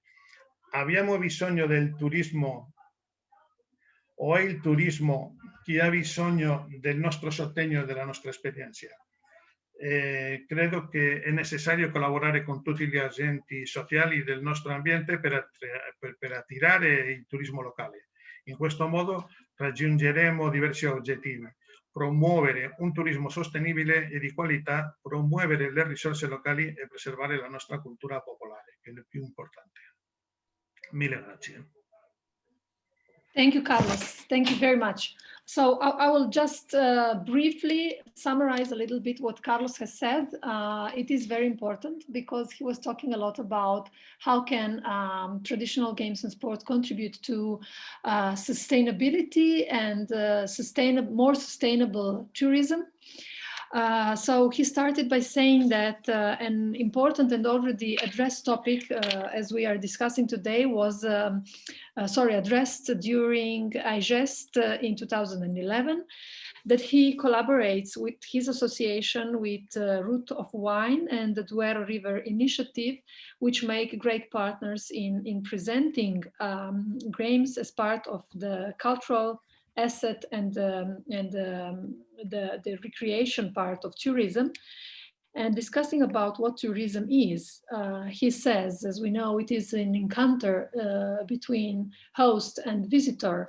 And when we have different types of tourists, he focused, of course, on the cultural tourism, where we have all-season tourism, where games can really play a significant role in developing all-season and cultural tourism, and in this way also contributing to sustainability, because, as he said, sustainability is not only about natural heritage and ecological issues, but also about different social aspects, like also mental health and dialogue between communities. So the ICOM and the Spanish Association of Museums, they had agreed on an ethical mission, which includes respecting of cultural assets and people playing a crucial role in these developments within the museum and the cultural field. And finally, when he discussed about sustainable tourism, he addressed a few principles that I would like to highlight. And this is the respect for local resources, positive exchange between guests and hosts, and then equal exchange. So in these exchanges, in these encounters, guests and locals should have an equal part and a positive exchange. And finally, the participation of guests can be part of this sustainable approach to tourism. What I remembered from his presentation, what I find very important is how games, traditional games, can work on self-respect, which is also crucial in developing tourism, because if we don't valorize our own culture, then we cannot offer it and present it to our guests. So hopefully I managed to somehow summarize a little bit the wonderful experiences Carlos was presenting along with his association.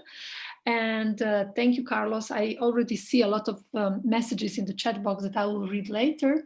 And now I invite our colleagues from the Institute of Tourism to address us with another paper. Thank you very much.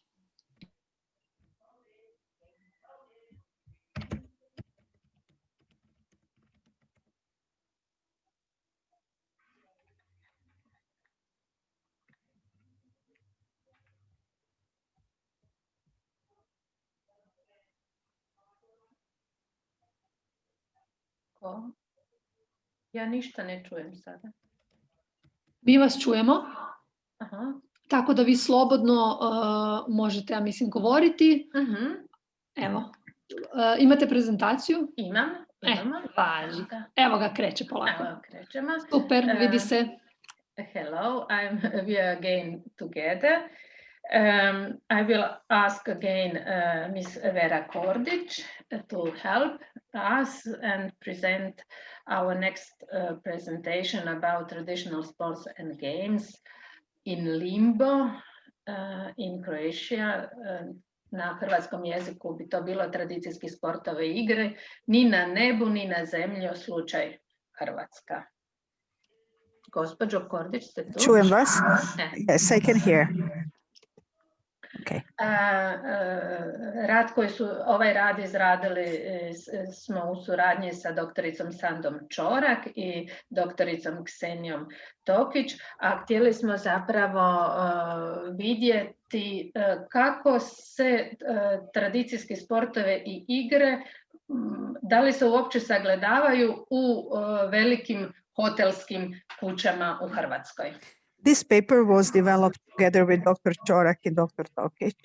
Tokic, and our primary goal was to see how actually these traditional sports and games are being perceived and considered within the big tourist resorts and hotel chains in Croatia.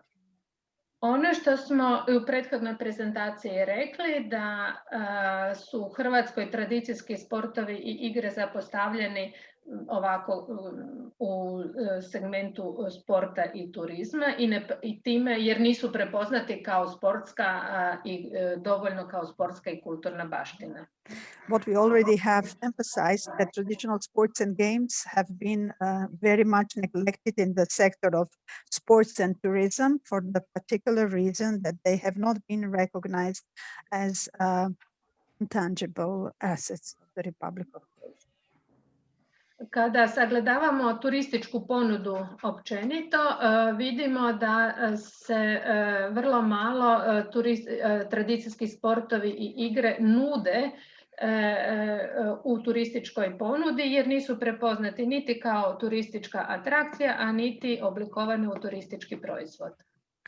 We can see that traditional sports and games are not offered in standard tourist offers because they are neither recognized as a tourist attraction nor as the cultural product. Znamo da se na svjetskoj razini razne organizacije kao Svjetska turistička organizacija ili UNESCO i Evropska unija brinu o tradicijskim sportovima i igrama i zapravo oni potiču očuvanje kulturne baštine kao i baštine sporta. As we may know, at the global level, the World Organization, the World Tourist Organization and UNESCO are actually through various resources and projects improving the preservation of the cultural heritage and the heritage of the sports. I Evropska unija, osim što definira kulturnu baštinu kao resurs za planiranje održivog razvoja, ona provodi i projekte Erasmus plus sport u kojem postoji mogućnost kandidiranja za različite projekte za te tradicijske sportove i igre. And also the EU defines the cultural assets, the cultural heritage as the resource for the planning sustainable development. It was stated in 2018. It also carries out the projects Erasmus Plus Sport, within which they're trying to engage as much as possible traditional sports and games. Kada smo radili istraživanje u Hrvatskoj na najvećim hotelskim kućama, da li uvode uopće tradicijske sportove i igre u animacijske programe za turiste, došli smo do zanimljivih rezultata. When we were testing, actually through our survey with the tourist companies and hotels, whether they offer within their animation programs, traditional sports and games, we have learned very interesting results. Naše kvalitativno istraživanje obuhvatilo je i pregled kurikuluma Kineziološkog fakulteta u Hrvatskoj vezano uz stupanj uključivosti tradicijskih sportova i igara u pojedine kolegije. We also researched and checked, reviewed curriculum of physical faculties, physical training faculties in Croatia, in order to learn how much they have dedicated, how much attention they have dedicated for specific categories of traditional sports and games. Ukratko da opišemo, znači naše kvalitativno istraživanje vodećih hotelskih kuća u Hrvatskoj, jer smo obuhvatili 13 najvećih hotelskih kuća u Hrvatskoj. These are our outcomes in a nutshell. We have covered 13 largest hotels in Croatia. Znači, uvidjeli smo da najveće hotelske kuće, najveća hotelska poduzeća u Hrvatskoj imaju animacijske programe i znači od 13 tih hotelskih poduzeća 10 ih ima animacijske programe za rekreaciju, to znači 77%. So we have learned that 10 out of 13 hospitality or hotel companies have actually 7 out of 10 traditional sports and games in their animation programs for the visitors. Kada gledamo dostupnost tradicijskih sportova i igara u sklopu animacijskih programa, dolazimo do vrlo slabih rezultata. Znači, 5 hotela bi moglo imati tradicijske sportove igre u sklopu animacijskih programa, što čini 38%. But when we look into it in more specifics, we actually learn that 5 hotels have really capacities at their facilities to engage traditional sports and games, and it accounts for 38%. Ali zanimljivo je da bez obzira što hoteli imaju turističke animatore, da je njihova razina obrazovanja o tradicijskim sportovima i igrama vrlo mala. In spite of the fact that these hospitality companies, hotels, that they have animation programs and animators, it was shown that the level of their education and knowledge about traditional sports and games is very poor. Što znači da su na fakultetu je vrlo slabo zastupljenost znanja o tradicijskim sportovima i igrama na njihovom fakultetu. In other words, it means that what they learn in their respective faculty, it is not much. I ono što možemo izvesti kao zaključak, oni animatori koji studiraju strane jezike uopće nisu svjesni, jer se koncentriraju na znanje stranih jezika, posebno engleskog, ali nisu svjesni o mogućnostima korištenja tradicijskih sportskih igara kao turistički element. As a conclusion, those animators that are studying foreign languages are not aware at all of the traditional sports and games. Studenti ili kineziolozi koji se bave takvim animacijama skloni su suvremenim rekreacijskim vještinama jer ne znaju priče o svim tim tradicijskim aktivnostima, a nisu ih niti prakticirali. And students or physical training specialists are more inclined to apply contemporary recreation skills because they do not know stories about traditional activities or they haven't even practiced them themselves. I zapravo došli smo do zaključka da izbor aktivnosti turističkih animatora u okviru animacijskih programa ovisi u većini slučajeva o obrazovanju i vještinama animatora i to iz razloga jer se o tradicijskim sportovima i igrama vrlo malo znaju, a pošto malo znaju i te tradicijske sportove i igre se rijetko uključuju u takve programe. So the choice of the activities, the selection of the activities within the animation programs for visitors depends very much on an education and skills of an animator, him or herself. And this is the reason why very seldom or never they involve traditional sports and games.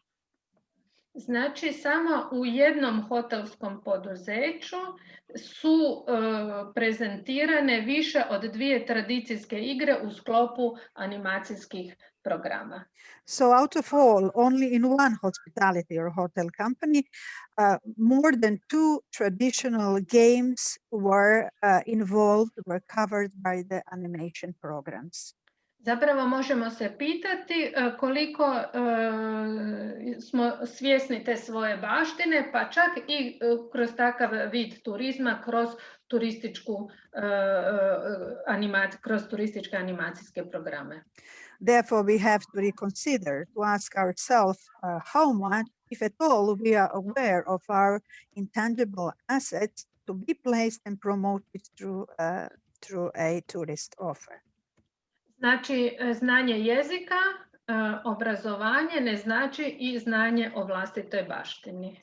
In other words, the knowledge or fluency in foreign languages and specific formal education does not necessarily mean that we are absolutely aware of our own national intangible assets and cultural heritage.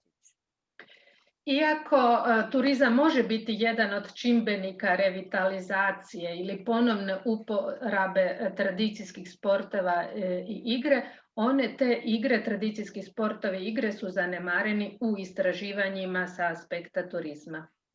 Although tourism, hospitality industry may become one of the major factors for revitalization of the economy, again, traditional sports and games are very much neglected in the professional researches.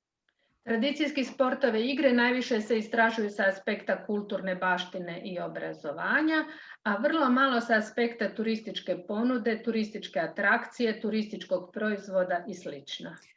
Traditional sports and games are mostly being researched from the aspect of cultural heritage and education, and very little from the aspect of a tourist product, of a tourist offer, and so on.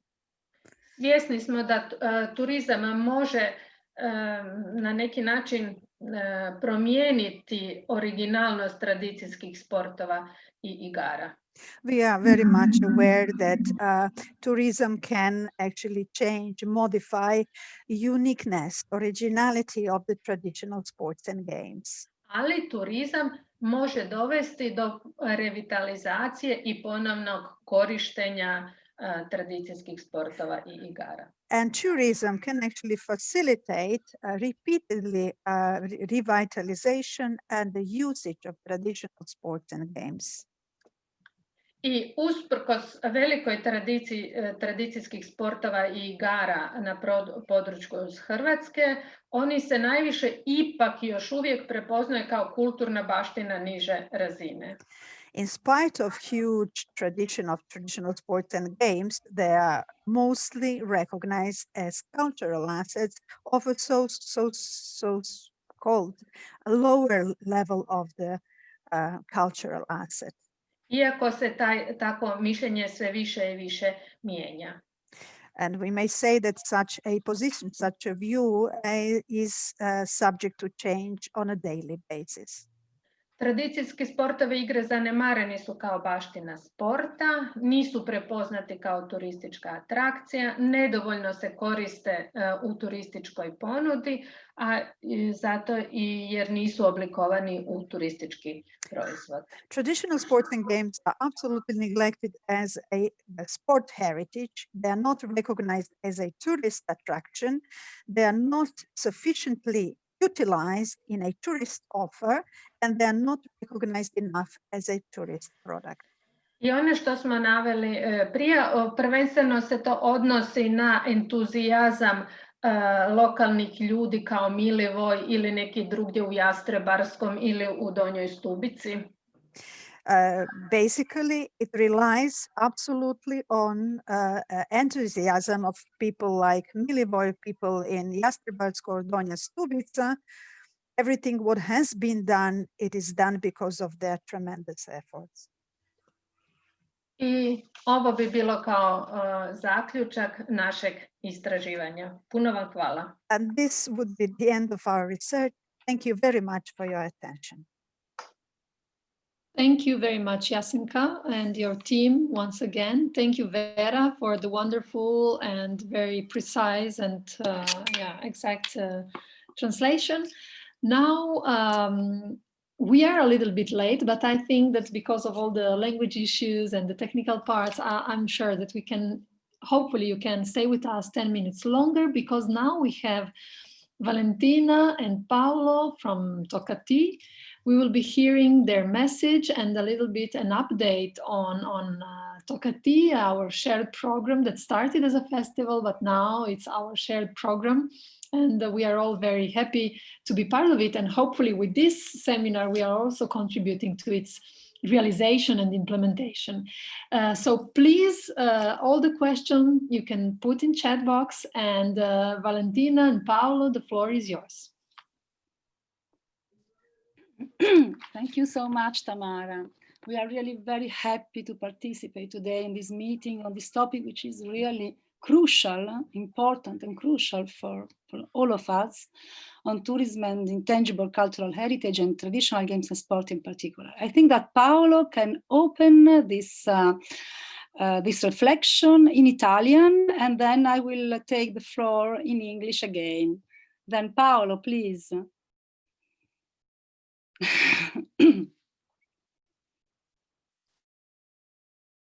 Our president of the Ancient Game Association. I open.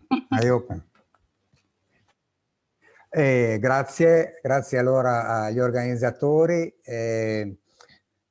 Quando Milivoje mi ha chiesto di partecipare a questo convegno, a questa assise, ho detto ma perché vuoi la mia partecipazione in questa tempesta di cervelli? La tempesta di cervelli, io non posso portare nulla se non la tempesta all'interno. Non so se conviene a tutti. E allora lui mi guarda e mi dice, siccome sa come prendere i suoi polli, e mi dice no, ma vogliamo la versione dei giocatori. Allora lo guardo e dice, vabbè, essendo campione mondiale del mondo di scianco, come posso rinunciare a portare la versione dei giocatori? E quindi sono qui a fare questa breve apertura e poi lascio la parola a Valentina, che insomma molto più seriamente e compitamente porterà il suo compito a casa. Il turismo, nelle giornate che abbiamo organizzato dal 2017 in poi in Italia per il percorso di candidatura al registro delle buone pratiche UNESCO, percorso che almeno per quanto ci riguarda dovrebbe essere ultimato nel marzo di quest'anno con la consegna del dossier, perlomeno questa prima parte. Negli incontri che abbiamo fatto più volte con le comunità di giocatori che fanno parte della rete italiana, che sono una trentina di organizzazioni, dalle organizzazioni informali a quelle più strutturate. Più volte è sorto questo argomento e tutte le volte c'è stato, come dire, è stata espressa una dualità molto forte tra chi questo argomento lo viveva in prima persona, anche pesantemente, proveniendo da città o anche da paesi dove il turismo di massa la faceva da padrone, e quindi le attività tradizionali, compresa il gioco e lo sport tradizionale, sono messi in serio pericolo, e dove invece la voce di chi questa ambirebbe ad essere una di queste situazioni ed è continuamente alla ricerca di qualcosa di particolare che faccia da traino per il turismo, queste due versioni si scontrano continuamente.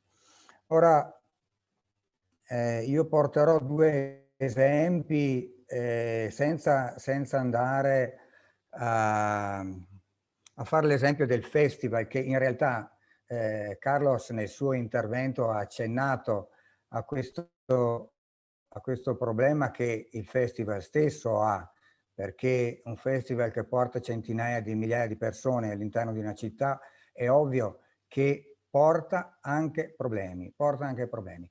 E rispetto a quello a cui ha accennato Carlos, se questa situazione che stiamo vivendo adesso non porti anche ad una ridimensione dei grandi festival, e grazie a Carlos per aver messo il Toccati all'interno di questa categoria, dirò che è già qualche anno che noi stiamo pensando ad una modalità diversa di presentazione delle pratiche ludiche tradizionali e probabilmente, come vedremo anche nell'esposizione di Valentina, la situazione in cui ci troviamo ancora, e speriamo per poco, con questa emergenza sanitaria, ha portato una serie di, ovviamente, di modalità diverse anche all'interno del festival, approfittando della tecnologia, e quindi questa modalità probabilmente può aiutare anche ad organizzare i grandi festival in maniera diversa. Detto questo, io porto due esempi, uno estremamente negativo e uno, insomma, che può essere accettabile in una situazione come quella che stiamo vivendo o che abbiamo vissuto fino all'anno scorso.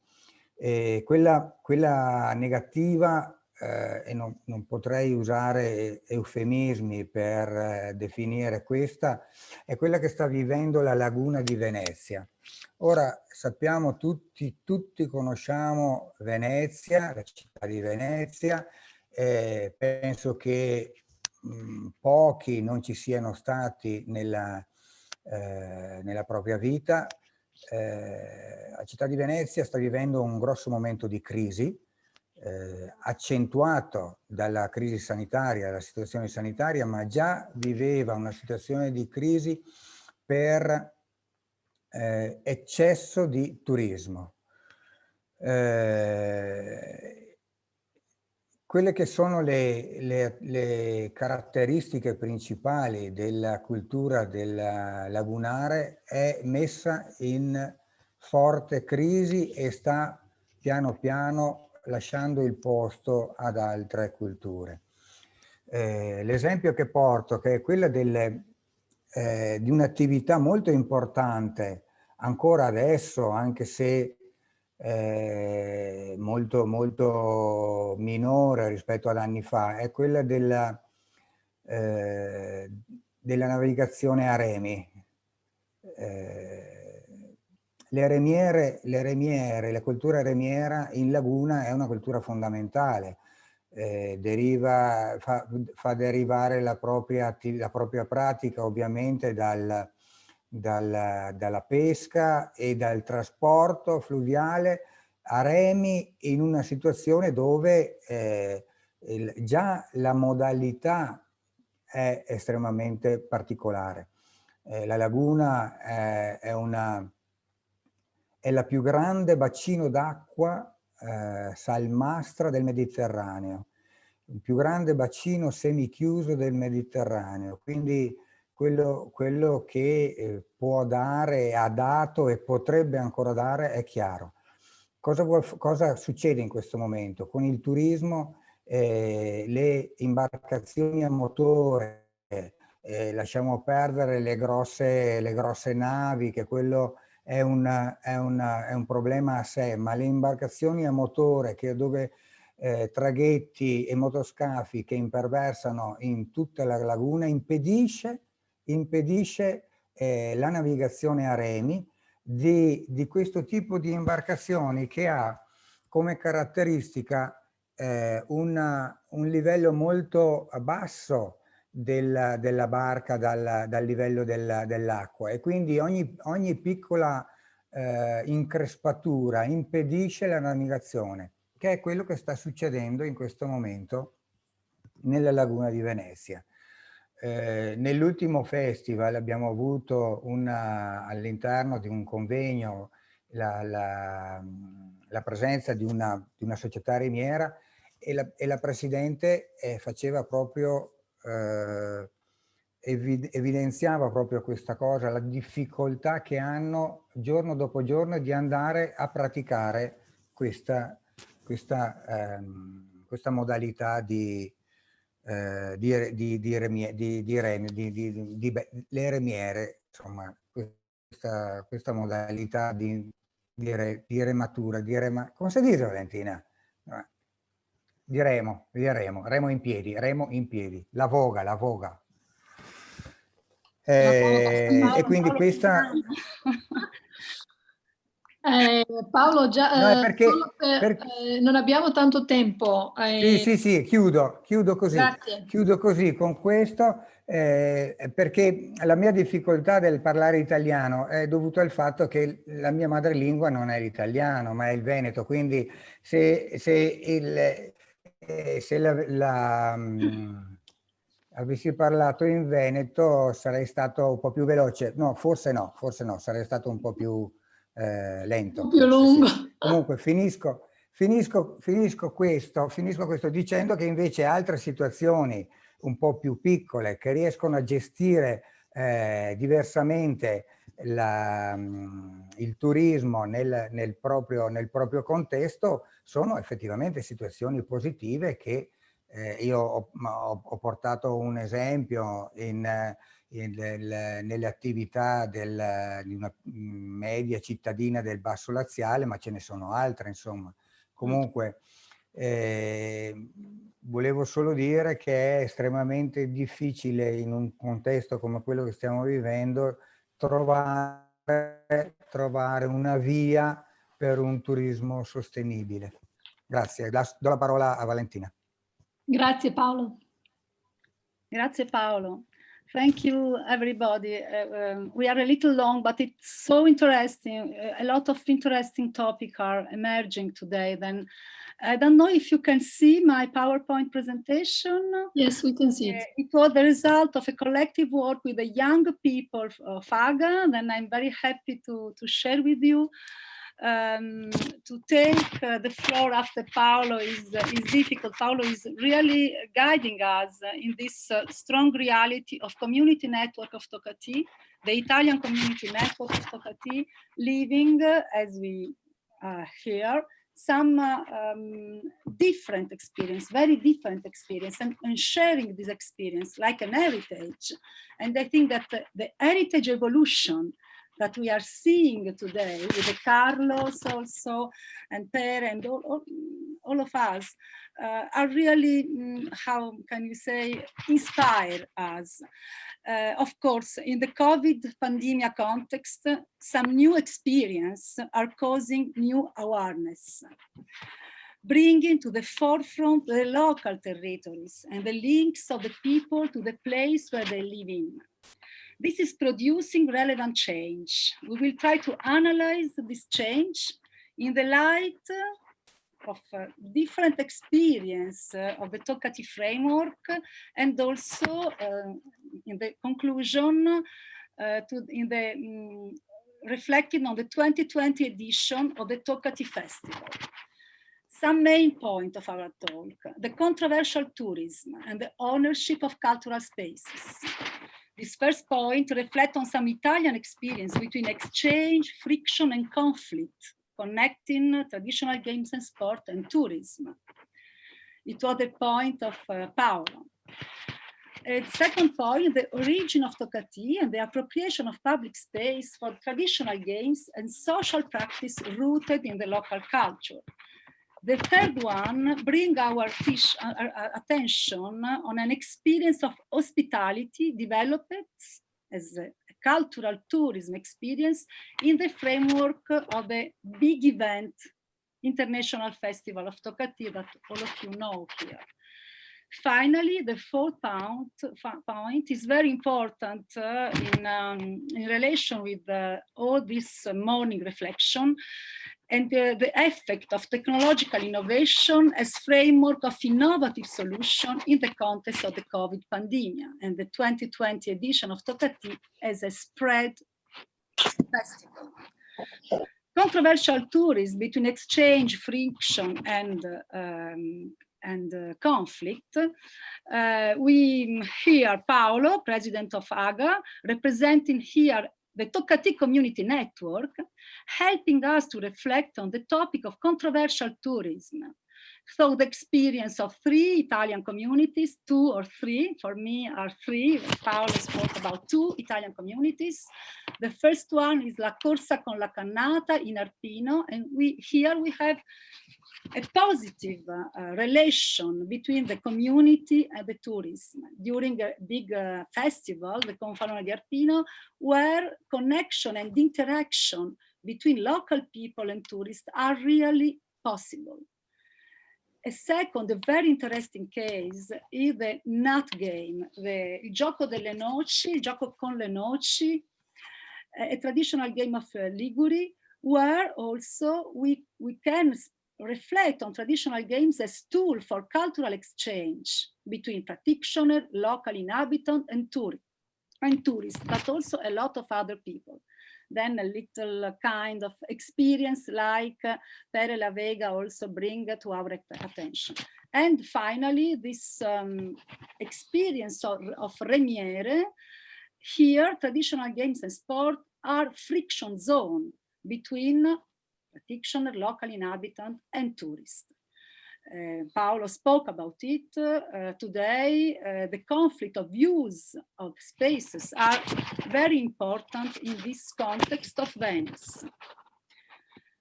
Our second point brings us to reflect on the motivation and main reason why of the Tocati Festival, reflecting on why and how traditional games and sport allows a reappropriation of public space. 20 years ago, when Tocati was born, as a cultural claim movement, claiming concrete decision, the use of public space for traditional games, the possibility to organize this social practice in the old town of Verona, every day more devoted to the flow of touristic visit to the detriment of local social life. Verona, UNESCO World Heritage Site, is progressively becoming a cultural space for the Tocati International Community Network. This experience inspired a network of community all over the Italian and European context, from historical and touristic town to small rural village. In this photo, you can see the central spot of Verona, hosting the Castel from Catalonia 5 years ago. And in this other slide, il Gioco delle Noci in the Cinque Terre, where tourists and local people are playing together in the long summer evening, weaving relationship of friendship and also, of course, a cultural exchange. But this big event, it is a crucial question.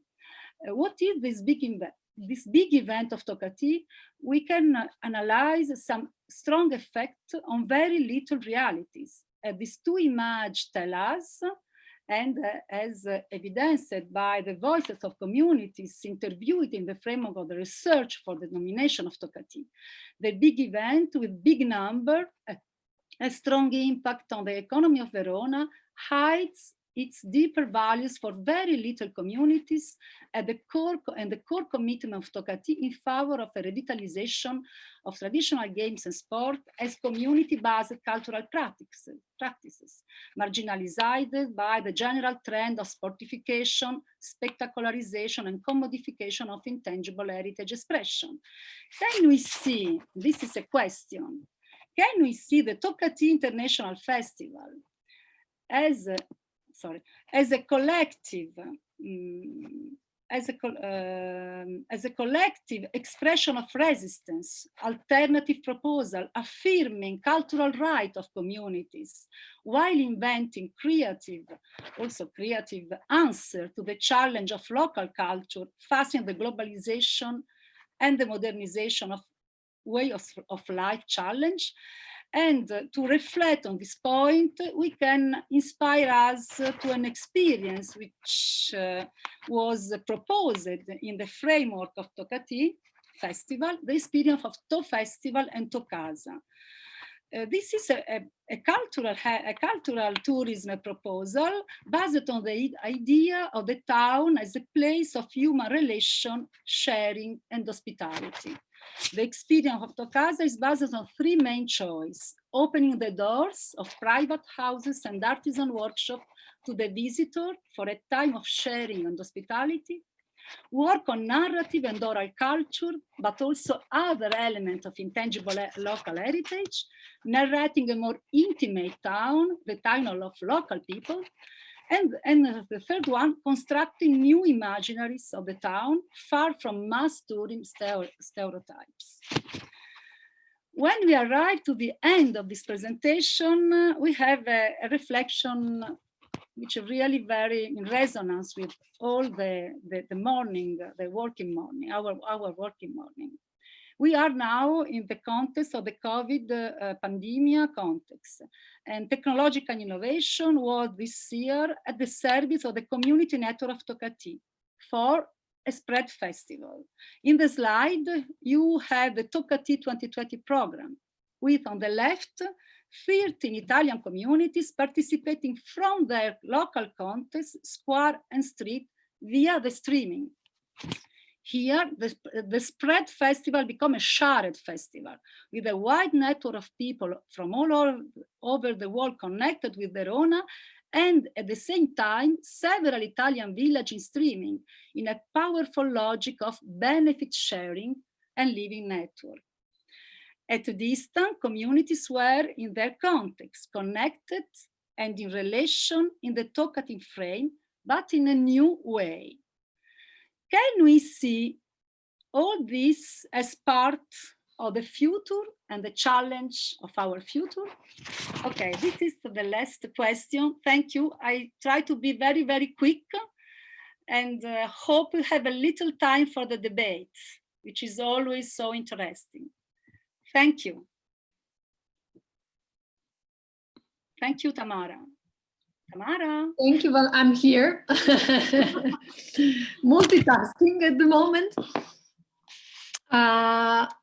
Valentina, thank you very much. I think that, the example of Verona is really an example to all of us, because we do work, many of us, within smaller communities, but we strive for some bigger numbers, for some, for more participation, and it is really a question on how to deal with it. And it is good to reflect with all of you that give us this experience, that share your experience with us and your problems and your issues, but also your successes that are worldwide known. Yes, so, and also Tamara, for the future, to reflect about our network, our nomination network, but more in general, our traditional games and sport network, on some possibilities to organize a shared festival in new ways. Then this is really like a platform of ideas now, and it's very good to share with all of you this evolution. Definitely, definitely. And I have heard that you had this good experience this year, although you had many challenges facing this the COVID emergency. So yeah, sometimes from difficult situations, we are more creative, and we can learn from these situations and bring forward new ideas. Hopefully this will be the same in the years to come. I would like to finally, to slowly finalize our meeting, but I would like to thank Pere for his question, and I will now read it. You can see it in the chat box. I will say it in Croatian, and it is for our colleagues from the Institute of Tourism. So, Jasenka, pitanje je vezano, dakle, upravo za ovo o čemu ste govorili, o nedostatku znanja, zapravo informiranosti osoblja u hotelima, ali isto tako, kao što je Pere naglasio, kako da kažem, studenata, dakle u sportu i fizičkoj edukaciji, odnosno tjelesnoj edukaciji. Pa sada on pita da li imate neke ideje ili nekakve strategije na koji način uključiti tradicijske igre i sportove, dakle znanje o tome u programe, studijske programe i na taj način zapravo i uključiti kroz te studijske programe u turizam. Hvala svima i posebno Perila Vege na komentaru, jer to je ono što smo mi htjeli sa ovom prezentacijom naglasiti, da na Fakultetu za kineziologiju nema znanja o tim, niti mi ne možemo iz Instituta za turizam mijenjati strategije obrazovanja, odnosno kurikulume Fakulteta za kineziologiju, ali možemo ukazivati da je potrebno uvesti znanja o tradicijskim sportovima i igrama na fakultetu. Thank you, Perele Vege, for the question. I'd like to point out that we, as an institute, we cannot have an impact on the educational policies. However, we can always refer to the deficiency or the weak points and maybe make it more public. We cannot impact curricula on the university in that sense. And this is why we thought it would be very important to point it out in our paper, what is missing.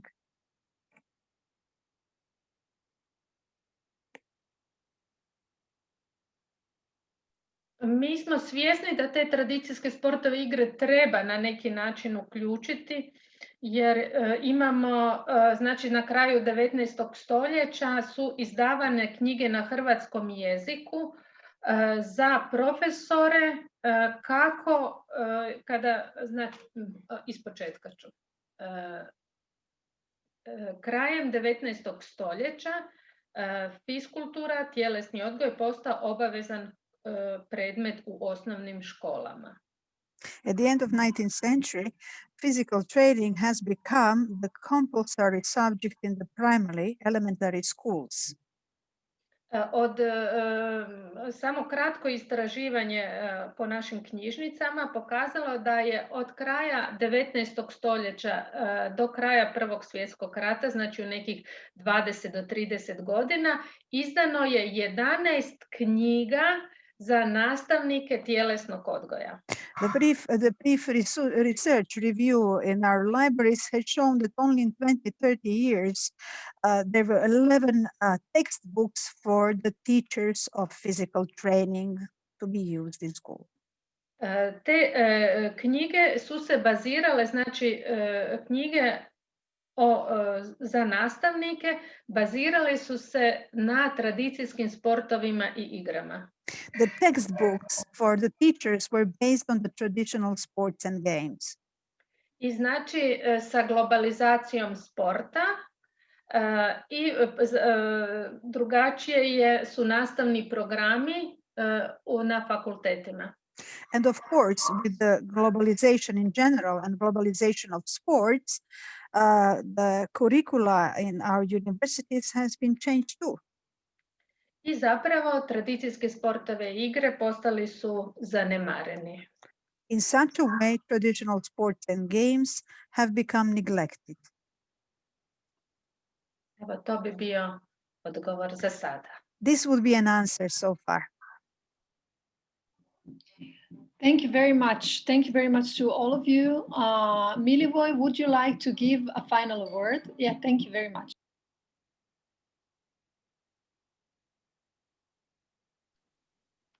Thank you, Tamara. Hvala, Tamara. Evo, ja ću trebati malo pomoć Vere. Evo, vrlo kratko. Čuli smo jako puno interesantnih tema na ovoj, nažalost, kratkoj konferenciji i smatram za potrebno da u budućnosti još vremena posvetimo ovoj temi. Vjerujemo da će, Vera, samo još, vjerujemo da će to biti prilika u Svetvičentu na jesen 21. godine. I'll be brief. In a nutshell, we have addressed so many topics in a rather short period of time, and I sincerely hope that we will have an opportunity in autumn of the next year to do it in real time, in real place, and to discuss it more thoroughly. Što se tiče turizma i tradicijskih igara, jasno je da je upravo tradicijska kultura općenito predstavlja potencijal u budućnosti i čini razliku među turističkim destinacijama. Ta činjenica za... Reci, Vera. When it comes to a traditional sports and games, it makes difference. It is very important for the destination and for the sustainable development. Ta činjenica zahtijeva zajedničke inicijative i zajedničke projekte koji će unaprijediti turističku ponudu, uvijek vodeći računa da se izbjegne pretjerana komercijalizacija. This initiative requires joint effort and joint projects, always bearing in mind to avoid excessive commercialization and commercial approach to it. Evo, toliko od mene. Koristim ovu priliku da vam svima skupa zahvalim. Neću vas sve imenovati jer bojim se da bi mogao nekoga neopravdano preskočiti. Najljepša vam hvala i posebna hvala Tamari i Jasenki na uloženom trudu. Još jedan. At this point, I would like to thank to all of you, everyone, and each of you individually. I'm not going to read out your names, but I would like to extend our special gratitude and appreciation to Tamara and Jasenka for all their contribution and efforts they have made. Thank you.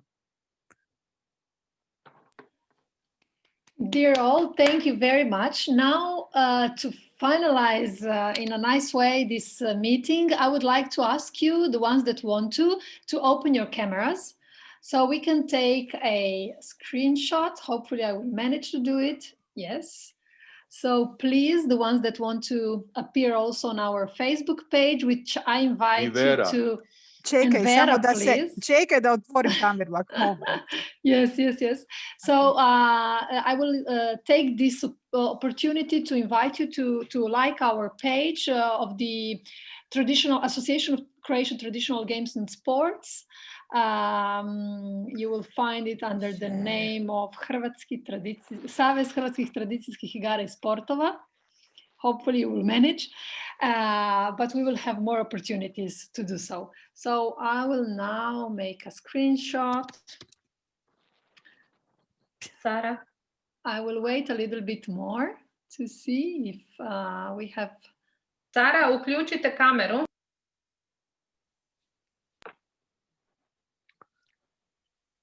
Sarah? Okay, so... I'm also really happy to see my colleagues also from the Ethnographic Museum, Ivona, Mirjana, who is also working a lot with traditional games, Nusha. So yeah, big thanks to all of you for following. Just a few moments.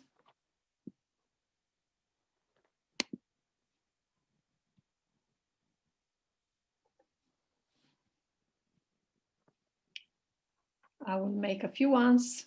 Okay, smile everyone.